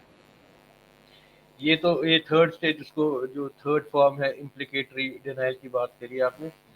जब एक्सपर्ट्स का मानना है कि जो ये परपिटेटर्स होते हैं इनका एक एंटाइटलमेंट, इनको लगता है कि दे आर एंटाइटल्ड, एक सेंस ऑफ एंटाइटलमेंट होती है, दैट इज द रीजन ये प्रॉम्प्ट होते हैं, एनकरेज होते हैं टू किल। क्या आपको लगता है जब इस तरीके का कंप्रोमाइज होता है या इस तरीके के जेनोसाइड्स को इग्नोर किया जाता है, एक तो ये एक परपेचुअल इनजस्टिस है ही है विक्टिम्स के साथ, साथ ही साथ ये ट्रांस जनरेशनल इनजस्टिस भी है क्या। और जितना इसको अवॉइड करा जाएगा उतना अगले की जो परपिटेटर्स है, जेनोसाइडरीज है, उनका जो entitlement, sense of entitlement increase होती जाएगी। वो भी एक रीजन रहता है कि ये जो साइकिल ऑफ जेनोसाइड है ये कभी रुकता ही नहीं है। बात हम कर रहे थे कि ये जो कैंपेन्स ऑफ जेनोसाइड डिनायल चली है, मतलब जैसे आपने बहुत क्लियरली बताया कि ये जो स्टेट स्पॉन्सर्ड डिनायल्स आपका मानना है कि स्ट्रैटेजिक नहीं है, टैक्टिकल नहीं है, कि डिनाई करना ही क्यों है। तो 32 साल से ये डिनाई करते आ रहे हैं, 32 साल में तो कोई मतलब एपरेंट सोल्यूशन मिला नहीं। जब जब रिटर्न रिहैबिलिटेशन की बात आई है, सरकारों की तरफ से आई है, it was followed by massacre in Kashmir, चाहे वो 96 हो या अभी भी आजकल भी जब भी बात चलती है तो आप देख ही रहे हैं कि अब थोड़ा तरीकेकार चेंज हुआ है। अब मतलब जैसे पिछले दिनों कुछ एक हत्याएं हुई भी, अब सिर्फ टांगों या पैरों पे गोली मारी जा रही है। तो as an organisation Panun Kashmir का क्या मानना है कि what should be the ultimate solution to this, टू एक तो जेनोसाइड डिनायल को खत्म करने का है, जेनोसाइड को रिकॉग्निशन का, और दूसरा व्हाट सोल्यूशन क्या है अल्टीमेटली। आप क्या तजवीज़ देते हैं गवर्नमेंट को कि इसका क्या सोल्यूशन है, ये जो मेनेस ऑफ टेररिज्म है, कश्मीर इशू है, इसको कैसे सॉल्व किया जाए। जो आपने पहली बात की है कि जो आपने पहला प्रश्न मेरे सामने रखा, उसमें ये बात है कि जो आप जब हम जिनोसाइड की बात करते हैं, इसको इग्नोर करने की बात है, इसके बारे में एस्टैब्लिश स्टडीज हैं। जो ही आप इसको इग्नोर करते हैं ये फैलता है, ये बंद नहीं होता है। अब ये फैलता इसलिए है कि जो जिनोसाइडल जो सिस्टम होता है उसको एक सेंस ऑफ एम्पावरमेंट रहती है, जो उसके आइडियोलॉजिकल ऑब्जेक्टिव्स है उनको लगता है कि इसको फैला सकते हैं इजीली। एक सभ्य समाज में हम अपने रेंज को बढ़ा सकते हैं क्योंकि पीछे आइडियोलॉजिकल ड्राइव्स होती हैं, जो जिसको आप कहिए बहुत फैसिस्ट ड्राइव्स होती है, टोटलिटेरियन ड्राइव्स होती हैं। वहां पे उनको लगता है कि हम तो एक सभ्य समाज में रह के अपने मिशन को इजीली चला सकते हैं और सभ्य समाज हेल्पलेसली कुछ कर नहीं पाता है। तो जो ये पावर ड्राइव होती है या पावर कॉन्शियसनेस होती है या पावर फीलिंग होती है, ये उसको ड्राइव करवाती है कि आप आगे करो, आगे के ऑब्जेक्टिव को, आगे के इंटरेस्ट को आगे चलाओ। तो तभी जिनोसाइडल प्रोसेसेस के बारे में कहा गया है कि ये फैलता है। भारत में भी ऐसा ही हुआ, ये फैल गया है। तो ये रुकेगा नहीं। अगर भारत सरकार की जो ये सोच थी पिछले कम से कम 33 साल में कि भाई जिनोसाइड कह के कश्मीर के मुस्लिम आतंकवाद, मुस्लिम अलगाववाद या पान इस्लामिक जो मूवमेंट है, इसके सही स्वरूप को सामने रख के समस्या बिगड़ेगी, जो ये सोच है ये फंडामेंटली फ्लॉड सोच है। क्योंकि जब तक ये सोच रहेगी आप कोई भी करेक्शन डिप्लॉय नहीं कर सकते हो। न तो आप आइडियोलॉजिकल करेक्शन डिप्लॉय कर सकते हो, न तो आप समाज को मोबिलाइज कर सकते हो, न तो आप समाज को एजुकेट कर सकते हो। ये एक ऐसी सिचुएशन है जहां पे एक राज्य अपने आप को एक जिनोसाइड परपिट्रेटर के होस्टेज रखता है, वो एजेंडा तय करता है, वो डिसाइड करता है कि हमको क्या करना है क्या नहीं करना है। ये इस तरीके की प्रक्रिया है। इसलिए ये सिलसिला, जैसे मैंने कहा कि हिंदू जिनोसाइड को कश्मीर में इग्नोर किया गया, ये जम्मू में फैल गया, फिर ये आहिस्ता आहिस्ता से भी आप बंगाल वायलेंस, ये भी आपको अगर आप स्ट्रिक्ट पैरामीटर्स लगाएंगे आप देखेंगे इस सारे ये डिफरेंट स्टेजेस ऑफ जिनोसाइड में ये सारी जगह हैं, जो भी 8 स्टेजेस हैं। अगर आप बंगाल, इंडिया के साइड के बंगाल को देखेंगे आपको लगेगा वहां पे तो ये निष्कर्ष पे पहुंचने वाला है जल्दी। बांग्लादेश का जो साइड है वहां पे तो जिनोसाइडल प्रक्रिया ऑलरेडी चल रही है। तो ये कहीं पे रुकता नहीं है। इसलिए पहली बात है कि बेसिक बातों को मानना है। बेसिक बात है कि आप प्रॉब्लम को डिस्टॉर्ट नहीं कर सकते, आप इसके बारे में झूठ नहीं बोल सकते। और अगर आपने प्रॉब्लम के बारे में सत्य कहा तो प्रॉब्लम के सोल्यूशन, अगर मान लीजिए आपको लगे कि ये मेरी रीच में नहीं है, तो सोल्यूशन के बारे में ही बात करनी, क्योंकि अगर वो सोल्यूशन है, वही सोल्यूशन है और कोई सोल्यूशन नहीं। अगर आपको लगता है कि भाई ये इतना बड़ा मसला है कि जिनोसाइड जो कर रहे हैं उनको रोकने के लिए सरकार के पास ताकत नहीं है, इसलिए मैं जिनोसाइड जो तंत्र है उसके साथ कोई कंप्रोमाइज करूंगा, या सरकार उनके साथ जो कंप्रोमाइज करती है उस कंप्रोमाइज का हिस्सा बनूंगा, और आप इसको कहेंगे ये स्ट्रेटेजिक विजन है या टैक्टिकल विजन है। ये आत्मघाती एक प्रक्रिया बनती है, इसमें आप खुदकुशी करते हो और अपने आप को कंसिस्टेंटली आप मारने की प्रक्रिया का हिस्सा बनते हो, या आप खुद ही एक विक्टिम कोलैबोरेटर बन जाते हो। आप सोचते हो अपनी जगह पे भाई इसमें कम से कम इतना तो निकलता है। मान लीजिए कश्मीर में कुछ लोग बोलते नहीं, हम होमलैंड नहीं कह सकते, हम वन प्लेस सेटलमेंट कहेंगे, लेकिन जब इसका वो पूरा समाधान नहीं है, हम क्यों चाहते हैं होमलैंड, वहां पे क्या होगा, डिस्टिंक्टली क्या अलग होगा, जब तक आप उन सारे इश्यूज के साथ नहीं जोड़ते हैं तब तक आप वहां पे उस व्यवस्था का निर्माण ही नहीं कर पाएंगे जिस व्यवस्था का निर्माण करना है। और आप जिसको आप कहते हैं मिडिल पाथ सॉल्यूशंस का, अपरेंट मिडिल पाथ सॉल्यूशंस का हिस्सा बनने की कोशिश करते हैं, ये समझ के कि हम बहुत बड़ी सियासत कर रहे हैं, हम बहुत बड़ा एक टैक्टिकल ऑपरेशन कर रहे हैं, जबकि वो सारा ऑपरेशन बेसिकली एक सुसाइडल ऑपरेशन होता है। वो समाज को जो कहना चाहिए, जो करना चाहिए और जिसको बिल्ड करना चाहिए, उस सारी प्रक्रिया से आप समाज को समाज का ही अंग बन के आप उससे थोड़ा बहुत दूर ले जाना चाहते हो, डाइवर्ट करना चाहते हो। अब यही बात, करना क्या चाहिए? देखिए, करने के बारे में मैंने पहले कहा, पहली बात यह कि हमारे साथ जिनोसाइड हुआ है। अगर कोई राज्य का तंत्र इस जिनोसाइड को नहीं मानता है तो वो राज्य का तंत्र हमारा कोई इंसाफ नहीं कर सकता है। तो हमको ये समझना चाहिए, फिर एग्जाइल की कंडीशन हमारे लिए बेटर है than submitting ourselves to a genocidal order. एक इस्लामिक ऑर्डर जो अल्टीमेटली हिंदुओं के लिए एक जिनोसाइडल ऑर्डर है, उसमें अपने आप को सबमिट करना सेकुलरिज्म के नाम पे, टैक्टिकल एक्सपीडियंसी के नाम पे, इससे ये खुदकुशी का नाम है। ये पहली बात है। जो सरकार ये नहीं मानती है उस सरकार के बारे में डाउट करना चाहिए। दूसरी बात कि जिनोसाइड अगर मानती है तो क्या भारत सरकार ने अपने आप को एम्पावर किया है कि उसके पास एक जिनोसाइड को एड्रेस करने का कानून है?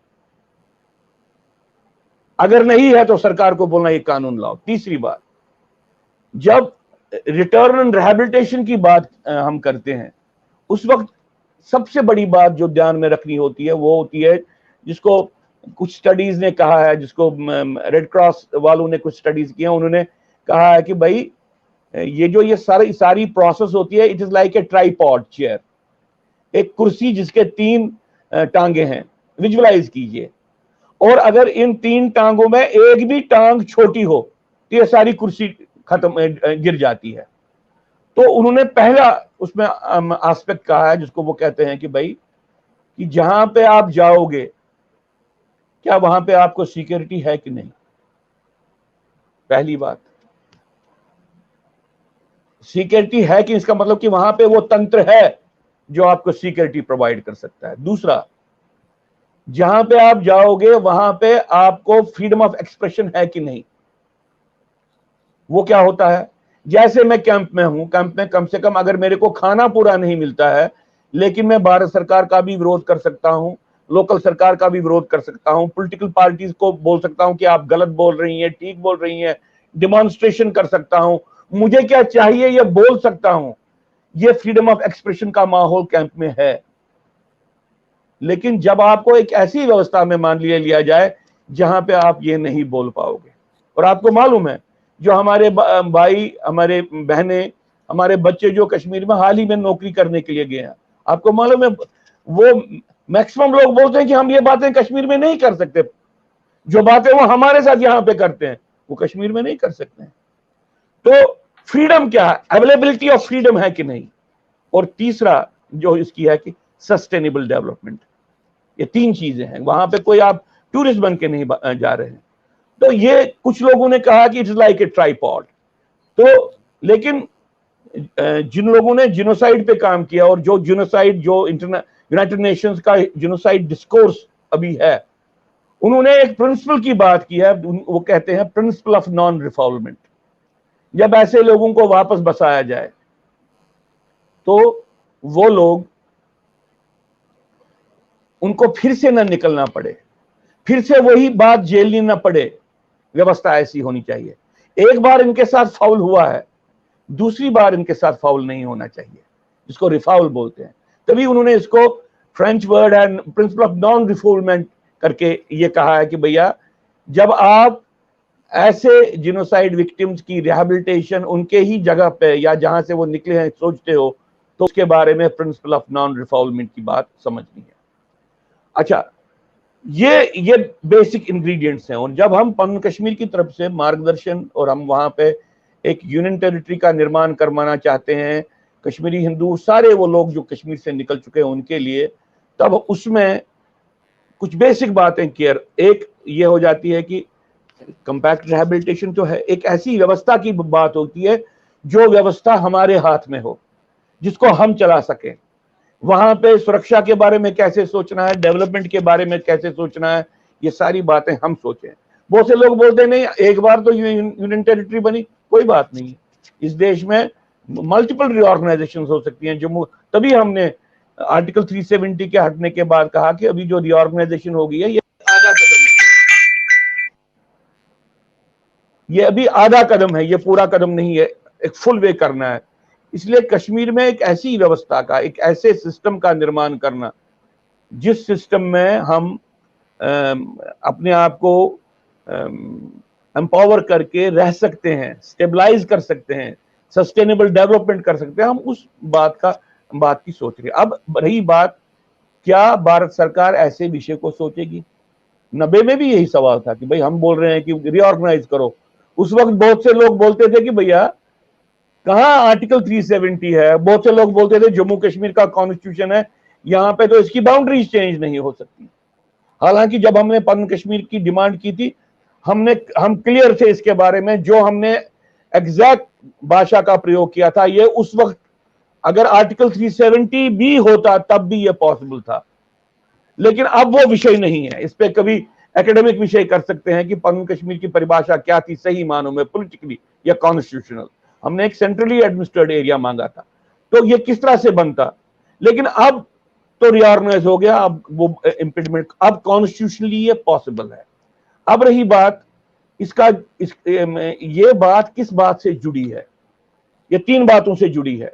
पहली बात, क्या इंडियन स्टेट ये रेस्पॉन्सिबिलिटी मानता है कि कहीं पे भी अगर जिस तरीके से कश्मीर में डेमोग्राफिक चेंज की गई, ऐसे तरीकों से कहीं पे भी अगर डेमोग्राफिक चेंज होती है, ये एक एक्ट ऑफ वॉर है, इसको मुझे डिस्ट्रॉय करना है, इस सारी प्रक्रिया को खत्म करना है।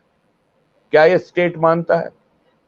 क्या इंडियन स्टेट समझता है कि इंडियन स्टेट का एटीट्यूड पिछले 7 दशक से भी ज्यादा हिंदुओं के डिनायल ऑफ हिंदू जिनोसाइड पे आधारित है? इस बात को तर्क करना पड़ेगा।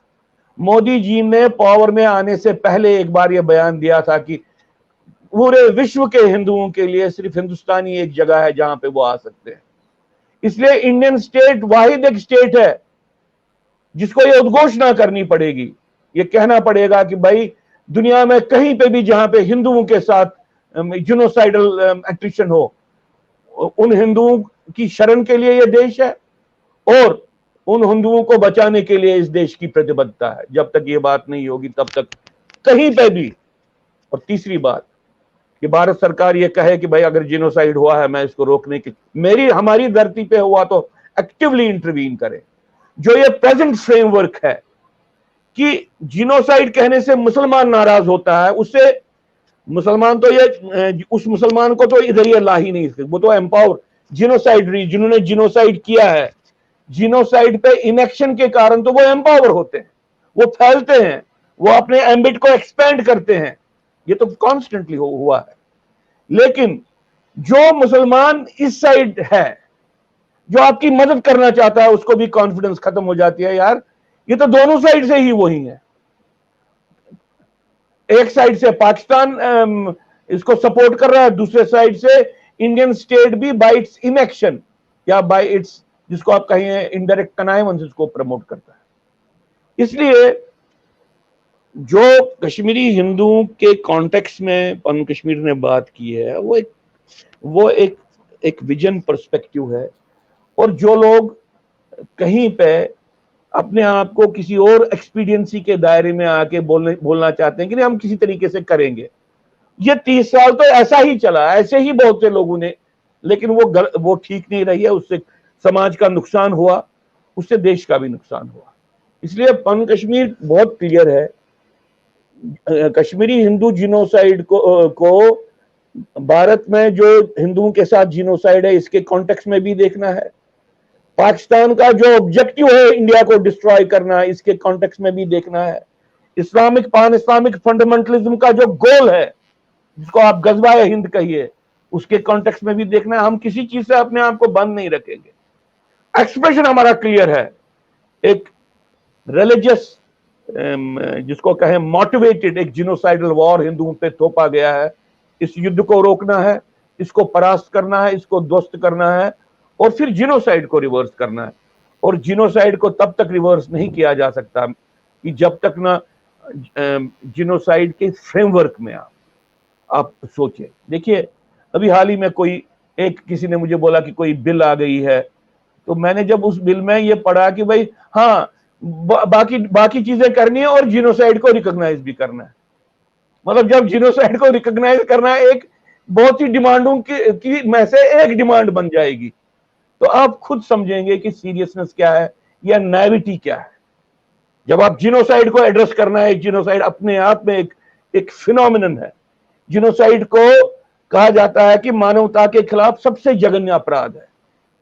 तो आपको prevention and punishment of convention punishment and prevention of genocide के दायरे में इसको देखना है।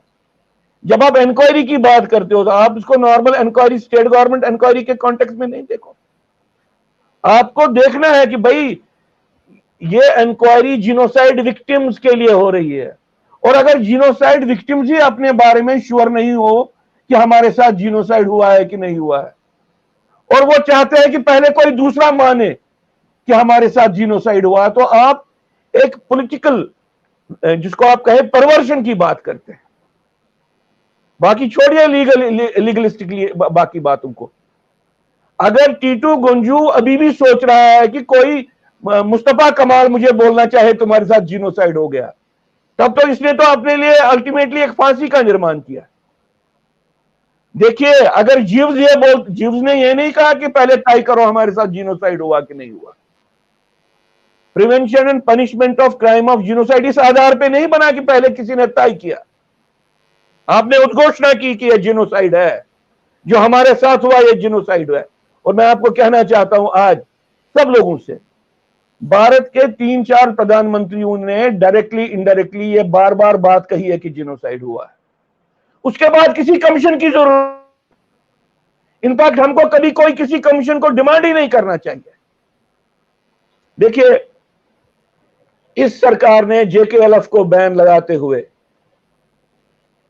यह कहा कि जिनोसाइड हुआ है कश्मीरी पंडितों के साथ। इससे पहले आप ले लो, जब आके गुजराल को ले लो, आके गुजराल ने कैटेगोरिकली यहां जम्मू आके कहा कि अपने ही देश में रिफ्यूजी, और उसने कहा कि रिफ्यूजी बनना, मुझे मालूम है वो क्या बोल रहे थे, अपने ही देश में रिफ्यूजी बनने की प्रक्रिया ये जिनोसाइड की प्रक्रिया है। मनमोहन सिंह ने कहा बेदखल किए हुए लोग, इसको क्या बोलते हैं, ये मनमोहन सिंह ने बेदखल हुए। नरसिम्हा राव ने कहा रिलीजियस क्लींजिंग। मैं आपको किसी लोअर रैंक ऑफिसर की बात नहीं करना चाहता, मैं आपको ये हाईएस्ट लेवल पे across the spectrum, political spectrum के, भारत के पॉलिटिकल स्पेक्ट्रम के जो 3 पोल्स के जो प्राइम मिनिस्टर्स बने हैं, उन्होंने डायरेक्टली इनडायरेक्टली जिनोसाइड की बात करते हैं। और अगर टीटू गंजू या अजय सिंह को बोले कि नहीं अभी आप इस पर इंक्वायरी करो, इससे बड़ा पागलपन और बुद्धूपन क्या हो सकता है। हम कोई किसी को ये नहीं कहते हैं कि वो डिफाइन करे हमारे साथ क्या हुआ। ग्लियरिंग है कश्मीर में जिनोसाइड हुआ है। जिनोसाइड का डेफिनेशन पढ़ लीजिए।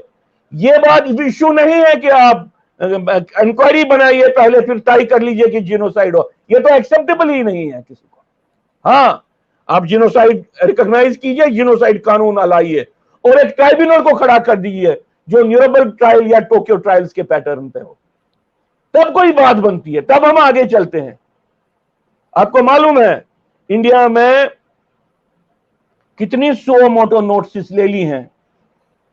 क्या 3-4 मैसेकर्स पोस्ट एक्सोडस हुए हैं, उनमें से एक के बारे में सिर्फ सुओ मोटो नोटिस ली गई है। इसके बारे में सुप्रीम कोर्ट ने तो कहा कि इतना देर हो गया, हम इस पे इंक्वायरी नहीं करेंगे।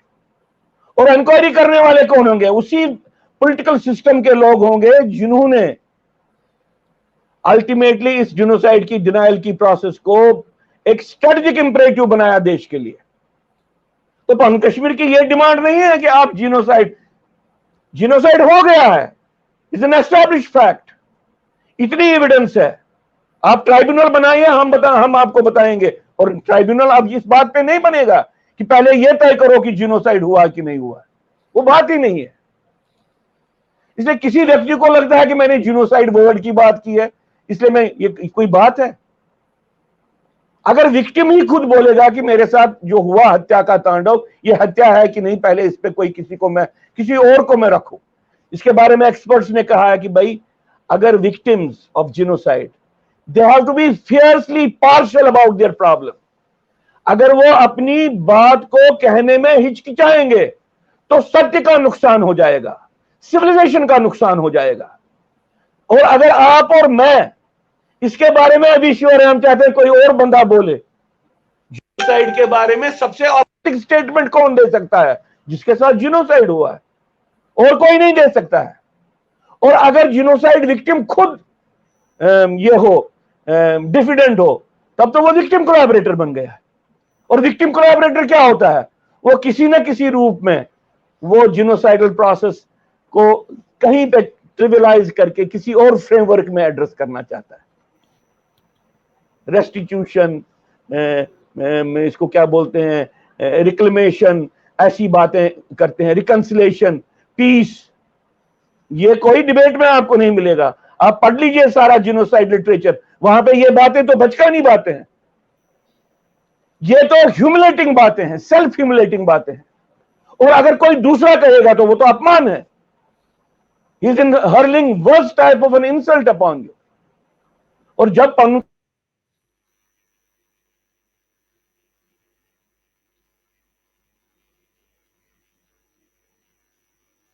मुझे लगता है कुछ पन कश्मीर बोलता है जिनोसाइड लॉ लाओ, पन कश्मीर बोलता है रिवर्सल ऑफ जिनोसाइड करो, और साथ में पन कश्मीर यह भी बोलता है कि आपको इंक्वायरी कमीशन नहीं बिठाना है इस बात के लिए कि जिनोसाइड हुआ है कि नहीं। आपको एक न्यूरेमबर्ग टाइप ट्राइब्यूनल बनाना है और जिनोसाइड जिन्होंने किया है उनको ट्रायल पे लाना है। ये 2 डिफरेंट प्रपोजिशंस हैं। मान लीजिए एक व्यक्ति बोल रहा है कि नहीं, पहले तय करो जिनोसाइड हुआ है कि नहीं हुआ, और एक व्यक्ति बोलता है कि जिनोसाइड को पनिश करने के लिए एक ट्राइब्यूनल बना लिए। दीज आर 2 डिफरेंट थिंग्स, ये सेम बातें नहीं है। अब कोशिश है कि इंडियन स्टेट ने, मैंने जैसे पहले कहा, इसने कंसिस्टेंटली मुस्लिम जिनोसाइड, जो मुस्लिम पॉलिटिक्स की तरफ से, मुस्लिम एग्रेशन की तरफ से जो हिंदुओं पे जिनोसाइड्स हुए हैं 47 से पहले से, उनको डिनाई करना एक स्ट्रेटेजिक इंपरेटिव समझा है। बहुत से लोगों को लगता है कि हम right side of the state रहे, right side of the political class रहे, उससे कुछ नहीं होता है। यह बात उससे कम नहीं होती है। बहुत लोगों ने यह एक्सपेरिमेंट किए कि किसी ने कांग्रेस के दायरे में किया, किसी ने नेशनल कॉन्फ्रेंस के दायरे में किया। सब लोग ये बोल रहे थे कि हम कश्मीरी पंडित का भला करना चाहते हैं, कोई नहीं कर पाया, क्योंकि सब लोग सत्य का साथ छोड़ के किसी और दिशा में जा रहे थे, और वो दिशा डिनायल की दिशा है। सबसे वर्स्ट जो कोलैबोरेटर होता है, सबसे वर्स्ट जो जिनोसाइड का जिसको आप कहते हैं बनता है एक एक्टर जिनोसाइड करने का, वो विक्टिम कोलैबोरेटर बन सकता है। ये लैसरेटिंग होता है जब मैं ही डाउट करूं कि मेरे साथ क्या हुआ, कोई थर्ड पार्टी, कोई फोर्थ पार्टी पहले ये डिसाइड करे कि मेरे साथ क्या हुआ। इससे बड़ी हताशा का स्टेटमेंट क्या हो सकता है? इससे बड़ी इनकम्प्रहेंशन का स्टेटमेंट क्या हो सकता है? इसलिए पवन कश्मीर के लिए ये बातें इंपॉर्टेंट ही नहीं है। मैं आपको इसलिए बोल रहा हूं, आपने डिनायल ऑफ जीनोसाइड के बारे में बात की, इस बात को समझ लीजिए, सीरियसनेस ऑफ द प्रॉब्लम क्या है। कश्मीरी पंडित particularly and in general Hindu of India, it is caught up between two genocidal processes. एक साइड से जो जीनोसाइडल प्रोसेस पाकिस्तान और पान इस्लाम अनलीश किए हुए है, और दूसरे साइड से डिनायल ऑफ हिंदू जीनोसाइड, जिसको भारत का राजनीतिक तंत्र और भारत का स्टेट चला रहा है। इन दो जीनोसाइडल प्रोसेस से बचना है, इसमें सर्वाइव करना है, इस प्रक्रिया को मैं सर्वाइव करना है और पूरे भारत के पूरे राष्ट्र के लिए एक रास्ता निकालना है। बहुत से लोग मुझे बोलते हैं कि आप भारत की बात करते हो, कोई रास्ता नहीं है। दीदार, ये इतने इंटरलिंक्ड इश्यूज हैं, क्या आप अपने आप को नकार सकते हो बंगाल के हिंदू के साथ क्या हो रहा है? क्या हमारा जीनोसाइड माना जाएगा और बंगाल में जो हो रहा है उसके बारे में आप आंखें मूंद बैठोगे? नहीं, आप हो जो इसको समझ सकते हो, इसके बारे में बात करनी है। जो पाकिस्तान में हिंदुओं के साथ हो रहा है उसके बारे में आप बात नहीं करोगे। ये एक इंटीग्रेट होता, तभी कहते हैं कि ये जो आप बोल रहे थे ना कि देखिए हम एक किसी सेक्टेरियन, किसी बड़े मायोपिक पर्सपेक्टिव में नहीं देख रहे। तो बहुत से लोग बोलते हैं कि फिर ये टॉल ऑर्डर है। हाँ, टॉल ऑर्डर है। टॉल ऑर्डर सिर्फ हमारे सर्वाइवल का टॉल ऑर्डर नहीं है, पूरे हिंदुस्तान को खत्म करने की प्रक्रिया चल रही है। नहीं करेंगे तो हिंदुस्तान खत्म हो जाएगा। कश्मीरी हिंदू जीनोसाइड को एड्रेस नहीं करेगा ये कंट्री, हर जगह जीनोसाइड होगा। इसलिए नहीं कि मैं कोई अभिशाप, मैं कोई शाप दे रहा हूं, इसलिए नहीं कि मैं कोई गाली दे, इसका डायनेमिक्स ही वैसा है। इस सत्य को, इस बात को कौन कहेगा? हमको ही कहना है। रिस्पॉन्सिबिलिटी है एक जेनोसाइड विक्टिम को सच बोलने की। बात चलिए, आपने बात करी विक्टिम कोलैबोरेटर को, इसको थोड़ा मैं समझना चाहूंगा, विक्टिम किसके साथ कोलैबोरेट कर रहा है? देखिए, एक कॉन्सेप्ट है जिसको कहते हैं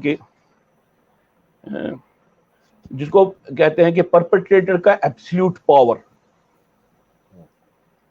जीनोसाइड में परपेट्रेटर अपने एब्सोल्यूट पावर को दिखाना चाहता है। ये इसकी एक साइकोलॉजिकल नेसेसिटी भी होती है और ये इसकी इनसिक्योरिटी भी होती है। जैसे फारूक अब्दुल्ला कभी कहते हैं कि भाई आपको जगमोहन ने निकाला। वो क्या कहते हैं? वो ये कहते हैं कि भाई, क्योंकि कश्मीर में जगमोहन को लेके ये बात चल रही थी कि भारत सरकार ने इंडियन आर्मी को अनलीश करना था, मुसलमान पे हमला करने के लिए भेजना था, उसके लिए जगमोहन को गवर्नर बनाया। तो बेसिकली मुसलमान को खत्म करने के लिए जगमोहन को भेजा था। और उस टाइम होम मिनिस्टर मुफ्ती सैयद था। पहले इस कॉन्सेप्ट को ले लिए आप, इस कॉन्सेप्ट को पहले ले लिए। ये जीनोसाइड, ये जगमोहन वाली, ये है क्या बात? ये सिर्फ डिनाइल जीनोसाइड की बात नहीं है, ये फर्ज करने वाली बात नहीं है। ये उससे ज्यादा सीरियस बात है कि ये जब मान लीजिए फारूक अब्दुल्ला कहता है कि भाई जगमोहन ने किया, जगमोहन के कहने पे निकले, वो उनको ये बोल रहा है कि भाई जिस जगमोहन को तुम्हारे को मारने के लिए उन्होंने भेजा था, उस जगमोहन ने कश्मीरी पंडित को बोला कि तुम घर बार छोड़ दो, फिर हम यहां पे ऑपरेशन करके तो तुम वापस आओगे। ये मुसलमान को ये बोलता है कि तेरा प्राइम दुश्मन कौन है? जो व्यक्ति तुमको मरवाने के लिए अपना घर बार हजारों साल से जहां पे वो रह रहा है उस घर बार को छोड़ सकता है, वो तो तुम्हारा सबसे बड़ा दुश्मन है। तुमने जो इसको जीनोसाइड किया ठीक किया है, और भी क्यों नहीं कर रहे हो? बाय इंप्लीकेशन ये बात निकलती है।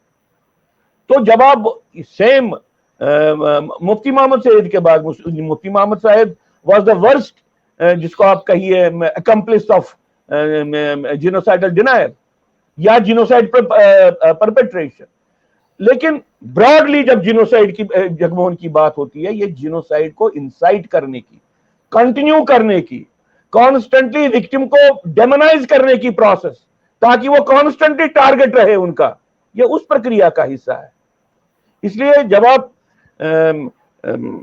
कश्मीर के कॉन्टेक्स्ट में या ओवरऑल कॉन्टेक्स्ट में हम बात करते हैं, वो क्लियरली समझना है कि भाई जो फारूक अब्दुल्ला बोल रहा है ये एक बात है। अभी आपने विक्टिम कोलैबोरेटर की बात की, विक्टिम कोलैबोरेटर्स के बारे में ये कहा गया, वो डिनायर्स ही होते हैं, क्योंकि डिनायर्स के बारे में कहते हैं डर के कारण, नासमझी के कारण या इंटरेस्ट के कारण। जो इंटरेस्ट के कारण होता है उसमें एक सेगमेंट होता है कि जिसका वैल्यू स्ट्रक्चर पूरा खत्म हो गया होता है। किसी के पास हताशा है, किसी के पास डेस्टिट्यूशन है, किसी के पास भागने का तरीका नहीं है, कोई व्यक्ति अपने आप को किसी तरीके से बचाना चाहता है, वो चाहता है कि भाई कम से कम परपेट्रेटर की नजर मेरी तरफ न जाए। उस सिचुएशन में भी विक्टिम बहुत बार चुप करके बैठता है या बात कहता है, एक कोर्शन होता है और जबरदस्ती वो कोलैबोरेटर भी बन जाता है। कोई ऐसी बात भी कहनी पड़ती है जो उसके समाज को या उसके हित को सूट नहीं करती है। लेकिन एक स्टेज आता है जहां पे जिसको आप कहिए स्लेव ड्राइवर मेंटलिटी, या इसको बोलिए war scavenger mentality. Slave driver mentality क्या होती है कि भाई एक जहाज है, इसको गुलाम चला रहे हैं, चप्पू चला रहे हैं, गुलाम मुंह में से ही किसी को खड़ा किया कि भाई आप इन पे नजर रखो कि ये ठीक तरह से चप्पू चला रहे हैं कि नहीं, और उसके हाथ में चाबुक दिया है।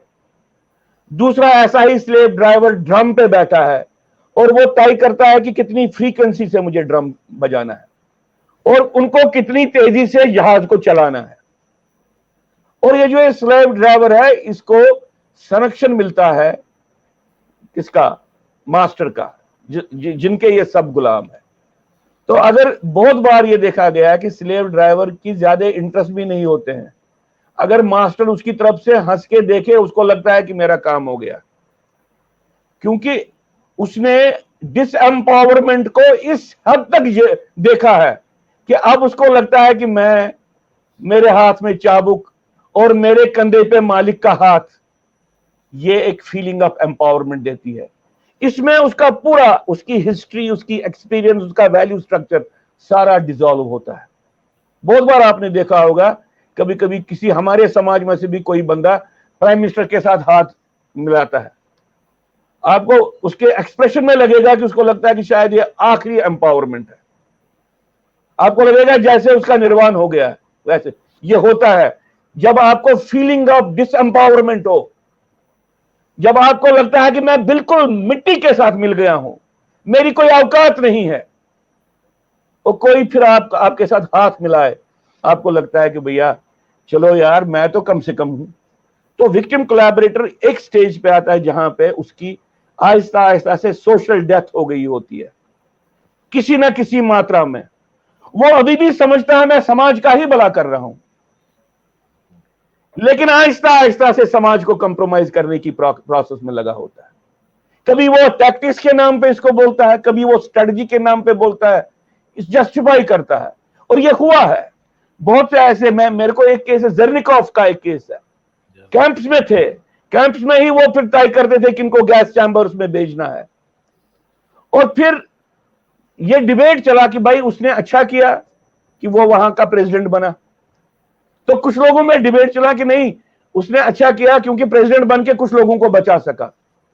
लेकिन कुछ लोगों ने कहा कि वो खुद ही हताश था, वो अंदर से पूरा खत्म हो गया था, क्योंकि उसको मालूम था कि उसने कुछ नहीं किया, उसका कोई कंट्रीब्यूशन नहीं था। ऐसे बहुत सी केस स्टडीज आपको मिलेंगी जहां पे ये अपने आप को समझाया जा रहा है कि भाई हम कुछ कर रहे हैं, इस नेगेटिव सिचुएशन में हम कोई स्पेस निकाल रहे हैं।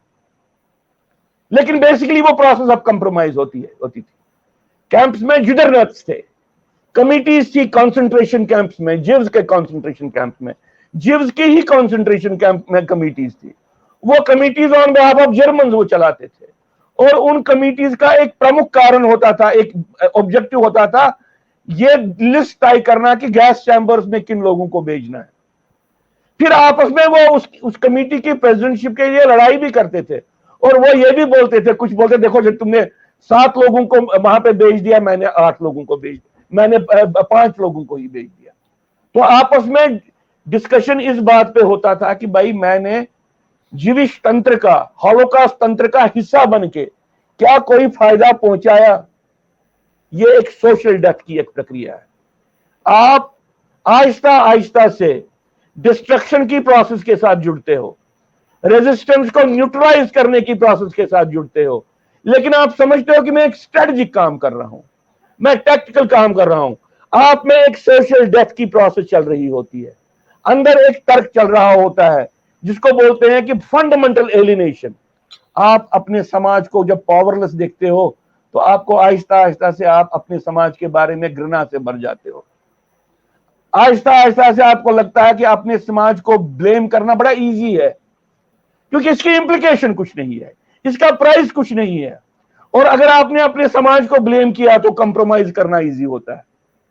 तो ये जो ये प्रोसेस होती है, जिसको आप कहिए विक्टिम कोलैबोरेटर्स का एक सेगमेंट ऐसा होता है, एक बहुत बड़ा सेगमेंट मजबूर होता है, एक बहुत बड़ा सेगमेंट होता है जिसको इनकम्प्रहेंशन होता है, वो करना नहीं चाहता है या वो समझ नहीं पाता है कि उससे क्या कराया जा रहा है। जैसे एक मैं आपको बताना चाहता हूं कि एक कॉन्सेप्ट लाया, ये बीजेपी के टाइम पे ये कॉन्सेप्ट आया, इसको अनफॉर्चुनेटली संघ के एक प्रचारक ने इस कॉन्सेप्ट को लाया।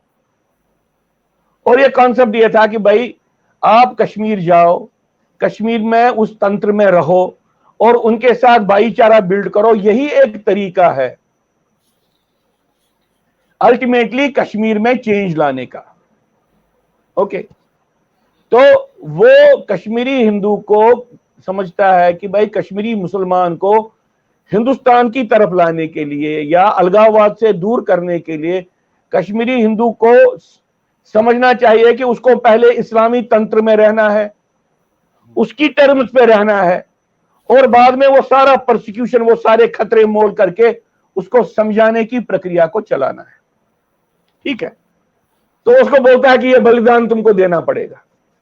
और ये मैं कहता हूं संघ के प्रचारकों ने ये यहां पे कैंप में कहा कि ये बलिदान आपको देना पड़ेगा। चलिए, वो विजुअलाइज करते हैं कि कश्मीरी पंडित एक इंटरफेस बनेगा बिटवीन मुस्लिम। ये बात समझ में कम से कम उसके लिए एक इंग्रेडिएंट है, उसके लिए एक रिक्विजिट है कि कम से कम कश्मीरी मुसलमान को ये ना लगे कि ये कश्मीरी हिंदू मुझे यहां पे नुकसान पहुंचाने के लिए आया है, ये मेरा दुश्मन है, ये मेरे इंटरेस्ट को हार्म करने के लिए आया है।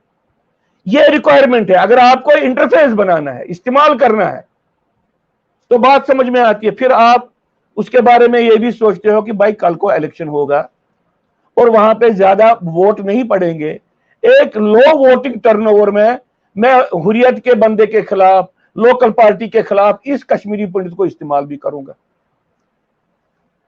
तो आप उसको वहां पे सबमिट करने के लिए भी भेज रहे हो और उसको वहां पे उसके साथ युद्ध करने के लिए भी भेज रहे हो।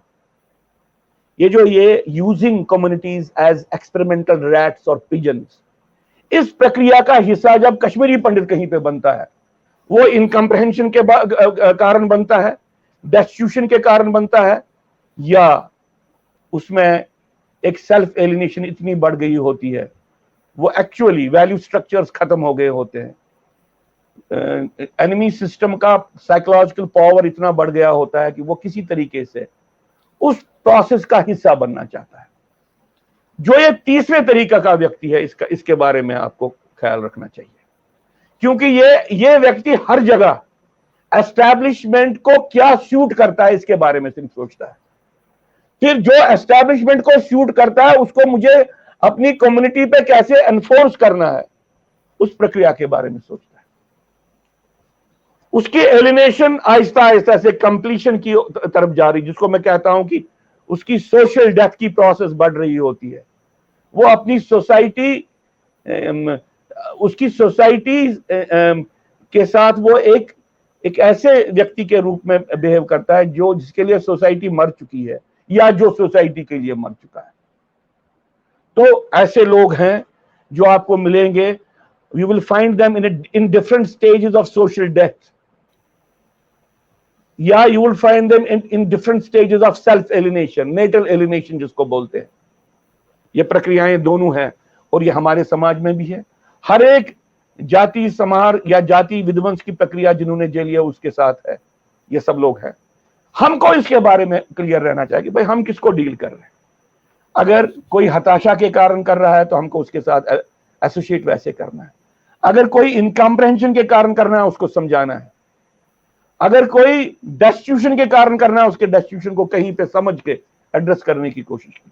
लेकिन अगर किसी का वैल्यू स्ट्रक्चर खत्म हो गया होता है, जो एलिनेटेड हो, सेल्फ एलिनेटेड हो गया हो, और पावर सिस्टम जिसने जो जिनोसाइड को चलाना चाहता है या डिनाई करना चाहता है उसके साथ आइडेंटिफाई करता है, उसके बारे में सचेत रहना चाहिए। उसको आइसोलेट करने की बहुत ज्यादा जरूरत है। तो जब आप बात करते हैं कि आइसोलेट करेंगे तो मतलब पहले आइडेंटिफाई तक हमें बात समझ आ गई।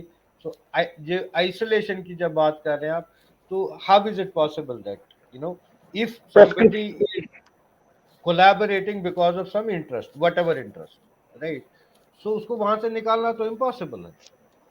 देखिए, पहले तो अपनी कम्युनिटी को इंसुलेट करना है उसके इन्फ्लुएंस से। देखिए, यहाँ पे बहुत से लोग सोचते थे कि हम किसी तरीके से एमएलसी बन जाएं।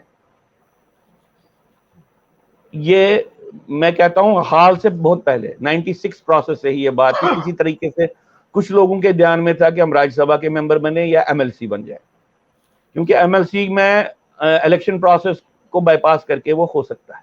नॉर्मल इलेक्शन जो प्रोसेस है, वो सब लोग बोलते हैं कि भैया हमने ये इसलिए किया, हम समाज को की मदद करना चाहते हैं। वो हमको बोलते हैं हम नेशनल कॉन्फ्रेंस का इसलिए हिस्सा बन गए, हमको मालूम है नेशनल कॉन्फ्रेंस ने गड़बड़ किया, लेकिन इसके माध्यम से हमको स्पेस मिलती है, हम आपका कोई फायदा पहुंचा सकते हैं। तो जब वो इंटरेस्ट की बात कर रहे हैं, वो वहां पे क्यों है, वो अपने आप को प्रोजेक्ट करते हैं कि वो आपके लिए वहां पे है, वो आपका कोई काम कर रहे हैं, वो मेरा कोई काम कर रहे हैं। अच्छा, तो ये प्रोसेस, पहले इस बात को समझना कि भैया वो क्या कर रहे हैं, वो किस हद तक मदद कर रहे हैं, या जो वो प्रेस्क्रिप्शन दे रहे हैं उससे क्या भला होगा। जैसे बहुत से लोग बोलते हैं कि यार हमको आहिस्ता आहिस्ता से कश्मीर जाना है। अब कहां दूसरी बार यूनियन टेरिटरी दूसरी टाइप कहां बनेगी, अब नहीं बनेगी।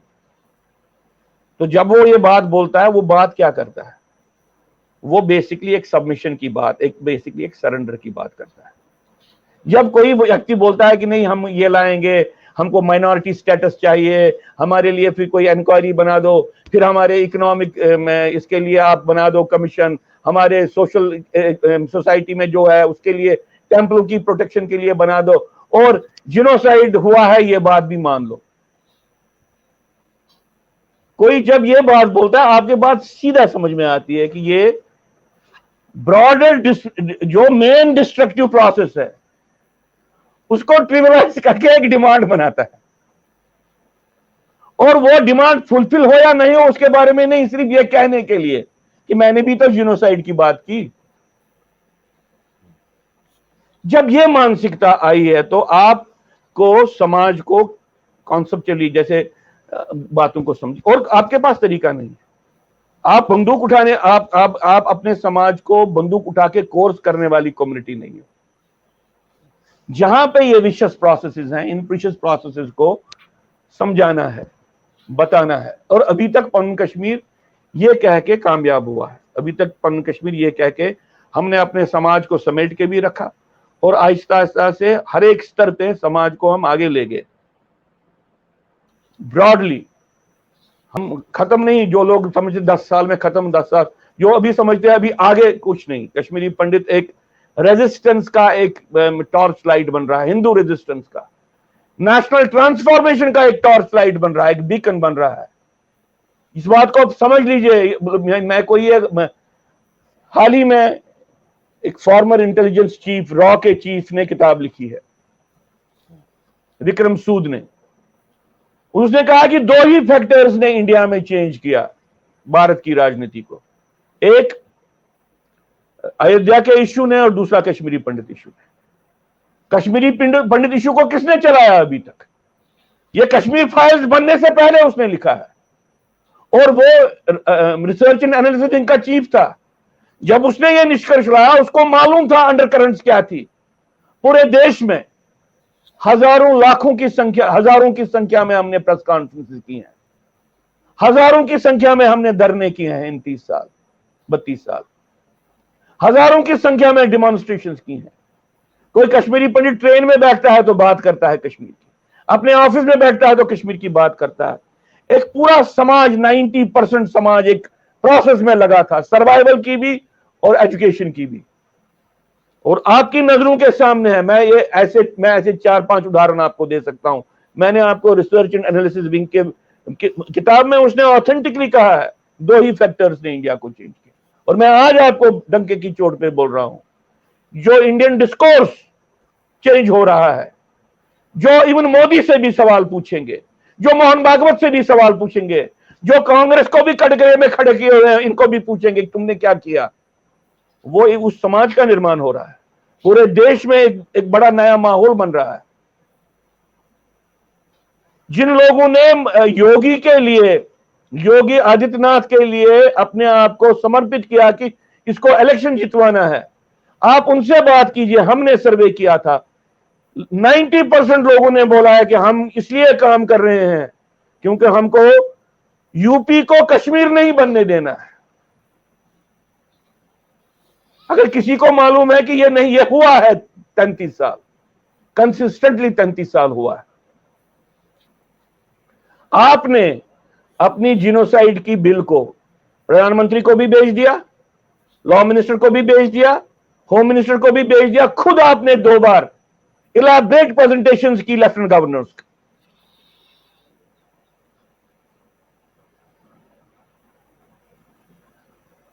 आपने पिछले ही महीने एक हॉलोकास्ट मंथ किया, लाखों की संख्या में उसकी व्यूवरशिप हुई। आप काम नहीं कर रहे, ये एक बात नहीं है, ये कंसिस्टेंटली ये काम चल रहे हैं।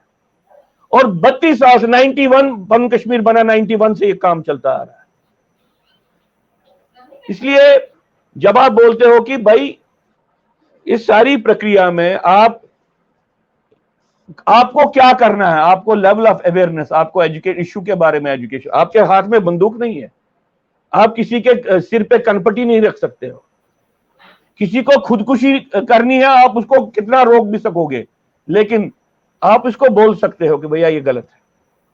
मैं नाम नहीं लेना चाहता हूं कि जो हाल ही में कश्मीर में घटनाएं घटी हैं, उनमें से 2-3 लोगों के साथ मैंने बार बार बात की थी, मेहरबानी करो अपने आप को रखो, अपने आप को संभालो, और किसी अहंकार से नहीं की थी। नहीं सुना, क्या कर सकता हूं, हताश हो जाता आदमी की मेरे पास ताकत होनी चाहिए थी कि मैं उसको बचा सकता। कोई अनजानेपन के कारण, बुद्धूपन के कारण, अहंकार के कारण या सेल्फ एलिनेशन के कारण खुदकुशी करे, आप उसको समझा सकते हो, उसके अलावा क्या कर सकते हो। एक और बात मैं कहना चाहता हूं, जैसे आपने कहा ना कि जो मैंने आपको स्लेव ड्राइवर्स की बात की, स्लेव ड्राइवर बहुत लोग बनना चाहते हैं, उनको मजा आता है इसमें बनने के। चलो जी, आज मैं इस पार्टी का बन जाऊं खड़पेंच, आज मैं उस पार्टी का, आज मैं इस लीडर के साथ हैंडशेक करूं, और फिर यह कहना कि यह हैंडशेक करना एक कमाल है। यह सोच, जो लोग समझते हैं कि सर्वाइवल बैटल्स लॉबिंग होती है, सिर्फ एक सेगमेंट है हमारी सोसाइटी में जिनको टोटलिटी में हर एक चीज लॉबिंग लगती है। लॉबिंग के अलावा उनको नहीं लगता है कि पॉलिटिक्स का कोई वैल्यू है, पॉलिटिकल एजुकेशन का कोई वैल्यू है, रेजिस्टेंस का कोई वैल्यू है, पॉलिटिकल थॉट का कोई वैल्यू है। उनके पास वो आपको सवाल पूछेंगे, आप जवाब देंगे, वो बनाएंगे, वो कहते हैं ना क्वेश्चन पेपर मेड इजी, जो हुआ करता था, आसान सवाल, वो इस तरह से जवाब याद रख के फिर लॉबिंग करते। मैं ये नहीं कहता हूं कि लॉबिंग का वैल्यू नहीं है, लेकिन बिगर प्रोसेसेस, लॉबिंग का एक छोटा सा वैल्यू है, उस अलावा उसका वैल्यू कुछ नहीं होता है, उससे कुछ नहीं होता है उसके अलावा। तो ऐसे लोगों में एक और बात मैं कहूंगा कि स्लेव ड्राइवर मेंटलिटी, दूसरी होती है war scavenger mentality. War scavenger mentality क्या होती है? जब जंग होते थे तो फिर उस वक्त फिर जाते, जैसे कुछ लोग जाते थे और वो जो मरे हुए लोग होते थे, जो बैटलफील्ड में पड़े थे, उनकी जेब में कुछ है, कोई रुपया है। उन दिनों दांत सोने के होते थे, सोने का दांत निकालें, पॉकेट वॉचेस होती थी। तो जिस तरह से जानवर आते हैं, गिद्ध आते हैं लाशों को खाने के लिए, वो भी बैटलफील्ड में जाते थे, मरे हुए लोगों को, डेस्टिट्यूट्स को, खत्म हुए वो लोगों को, वो देखते हैं कि इनसे कुछ मिलेगा। ये वॉर स्कैवेंजर मेंटलिटी बहुत ज्यादा डेंजरस होती है, ये भी विक्टिम कोलैबोरेटर्स में होती है किसी हद में, किसी मात्रा में।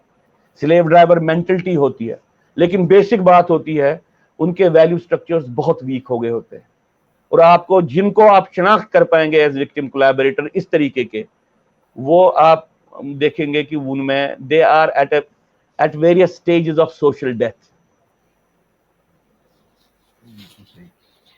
जब हम बात करते हैं कि डिनायल में विक्टिम कोलैबोरेटर्स का हाथ है, बाई स्टैंडर्स का भी एक साथ रहता है, स्टेट का भी, जिन्होंने रिकॉग्नाइज करना है वही डिनाई कर रहा है, उनका भी हाथ है, और जो कर रहे हैं परपिटेटर्स उनका भी हाथ।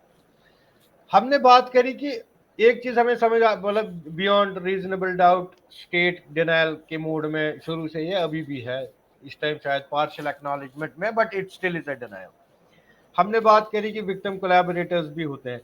तो आप क्या समझते हैं इस सब प्रतिक्रिया में, दिस प्रोसेस में, क्या ये ऑर्गेनाइजेशन जो ये काम कर रही हैं, से फॉर एग्जांपल मैं पनन कश्मीर की बात करता हूँ, पनन कश्मीर की भी रिस्पॉन्सिबिलिटी है, नंबर 2 स्टेट की भी रिस्पॉन्सिबिलिटी है, नंबर 3 जो सोशल ऑर्गेनाइजेशंस है स्पेसिफिक चीजों, मतलब से फॉर एग्जांपल आप अगर हम बात सोशल ऑर्गेनाइजेशंस की बात करेंगे तो स्पेसिफिकली जो हिंदू इंटरेस्ट की बात करें उनकी भी रिस्पॉन्सिबिलिटी।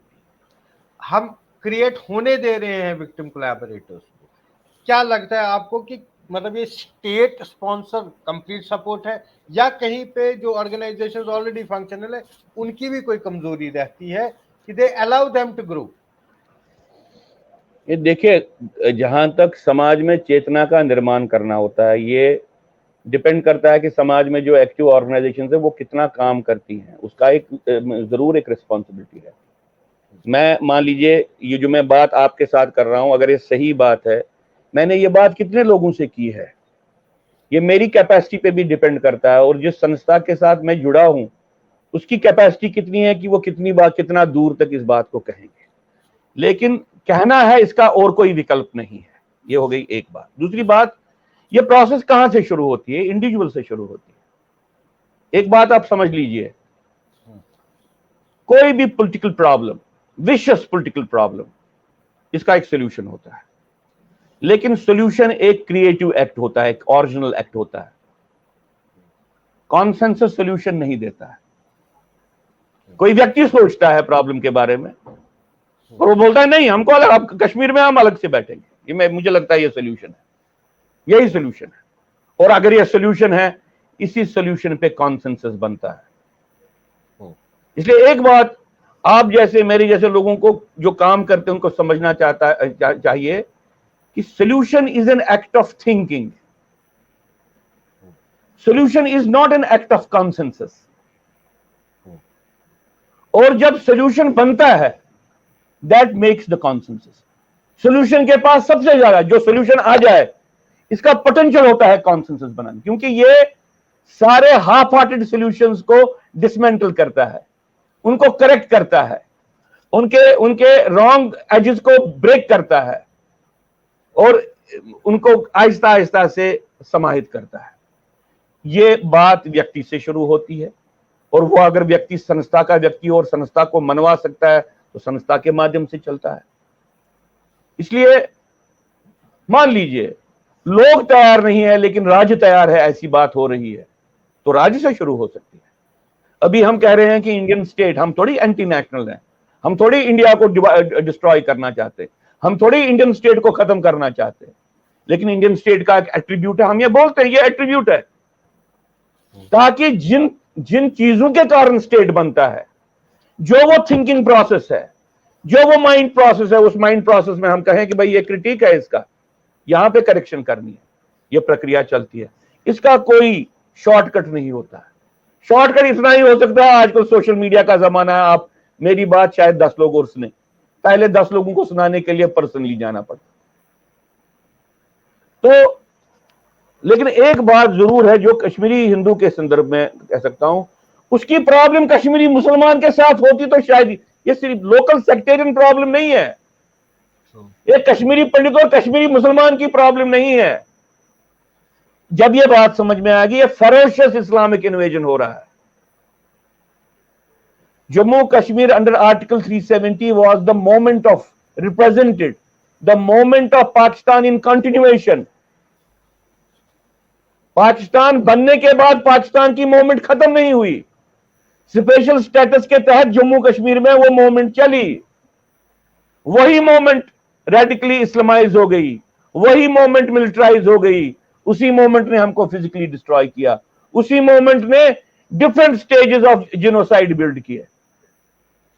अब आप कहेंगे यार फिर तो ये बहुत बड़ी प्रॉब्लम, फेस करना है तो करो, नहीं तो बैठो अपने घर में जाके बैठो। बीच का रास्ता नहीं है, बीच के रास्ते में फिर वही मौत है। जो संग्रामपुरा में रहे थे वो तो एक्सोडस के बाद भी संग्रामपुरा में ही रहे थे ना। जो नाडी मर्ग में रहे थे वो तो बाकी सब लोगों के कहने के बावजूद वहां पे रहे थे ना। इसलिए बात ये नहीं है, आप कहोगे नहीं चलो जी निकलता है, ये निकलने का समय नहीं होता। आप बच सकते हो किसी टाइम फ्रेम में, maybe you will not suffer that incident, but there is a continuous process, उसको आप इग्नोर नहीं कर सकते हो। इसलिए मैं आपको कहना चाहता हूं, ये जो ये संस्था के लेवल पे भी जिम्मेवारी है, व्यक्ति से शुरू होती है, संस्था तक जाती है, फिर इंस्टीट्यूशनल फ्रेमवर्क जो समाज में है उन सबके लेवल पे। ये छोटी लड़ाई नहीं है टीटू जी, जिस हम फ्रंटलाइन विक्टिम बन गए क्योंकि हम फ्रंटलाइन पे थे।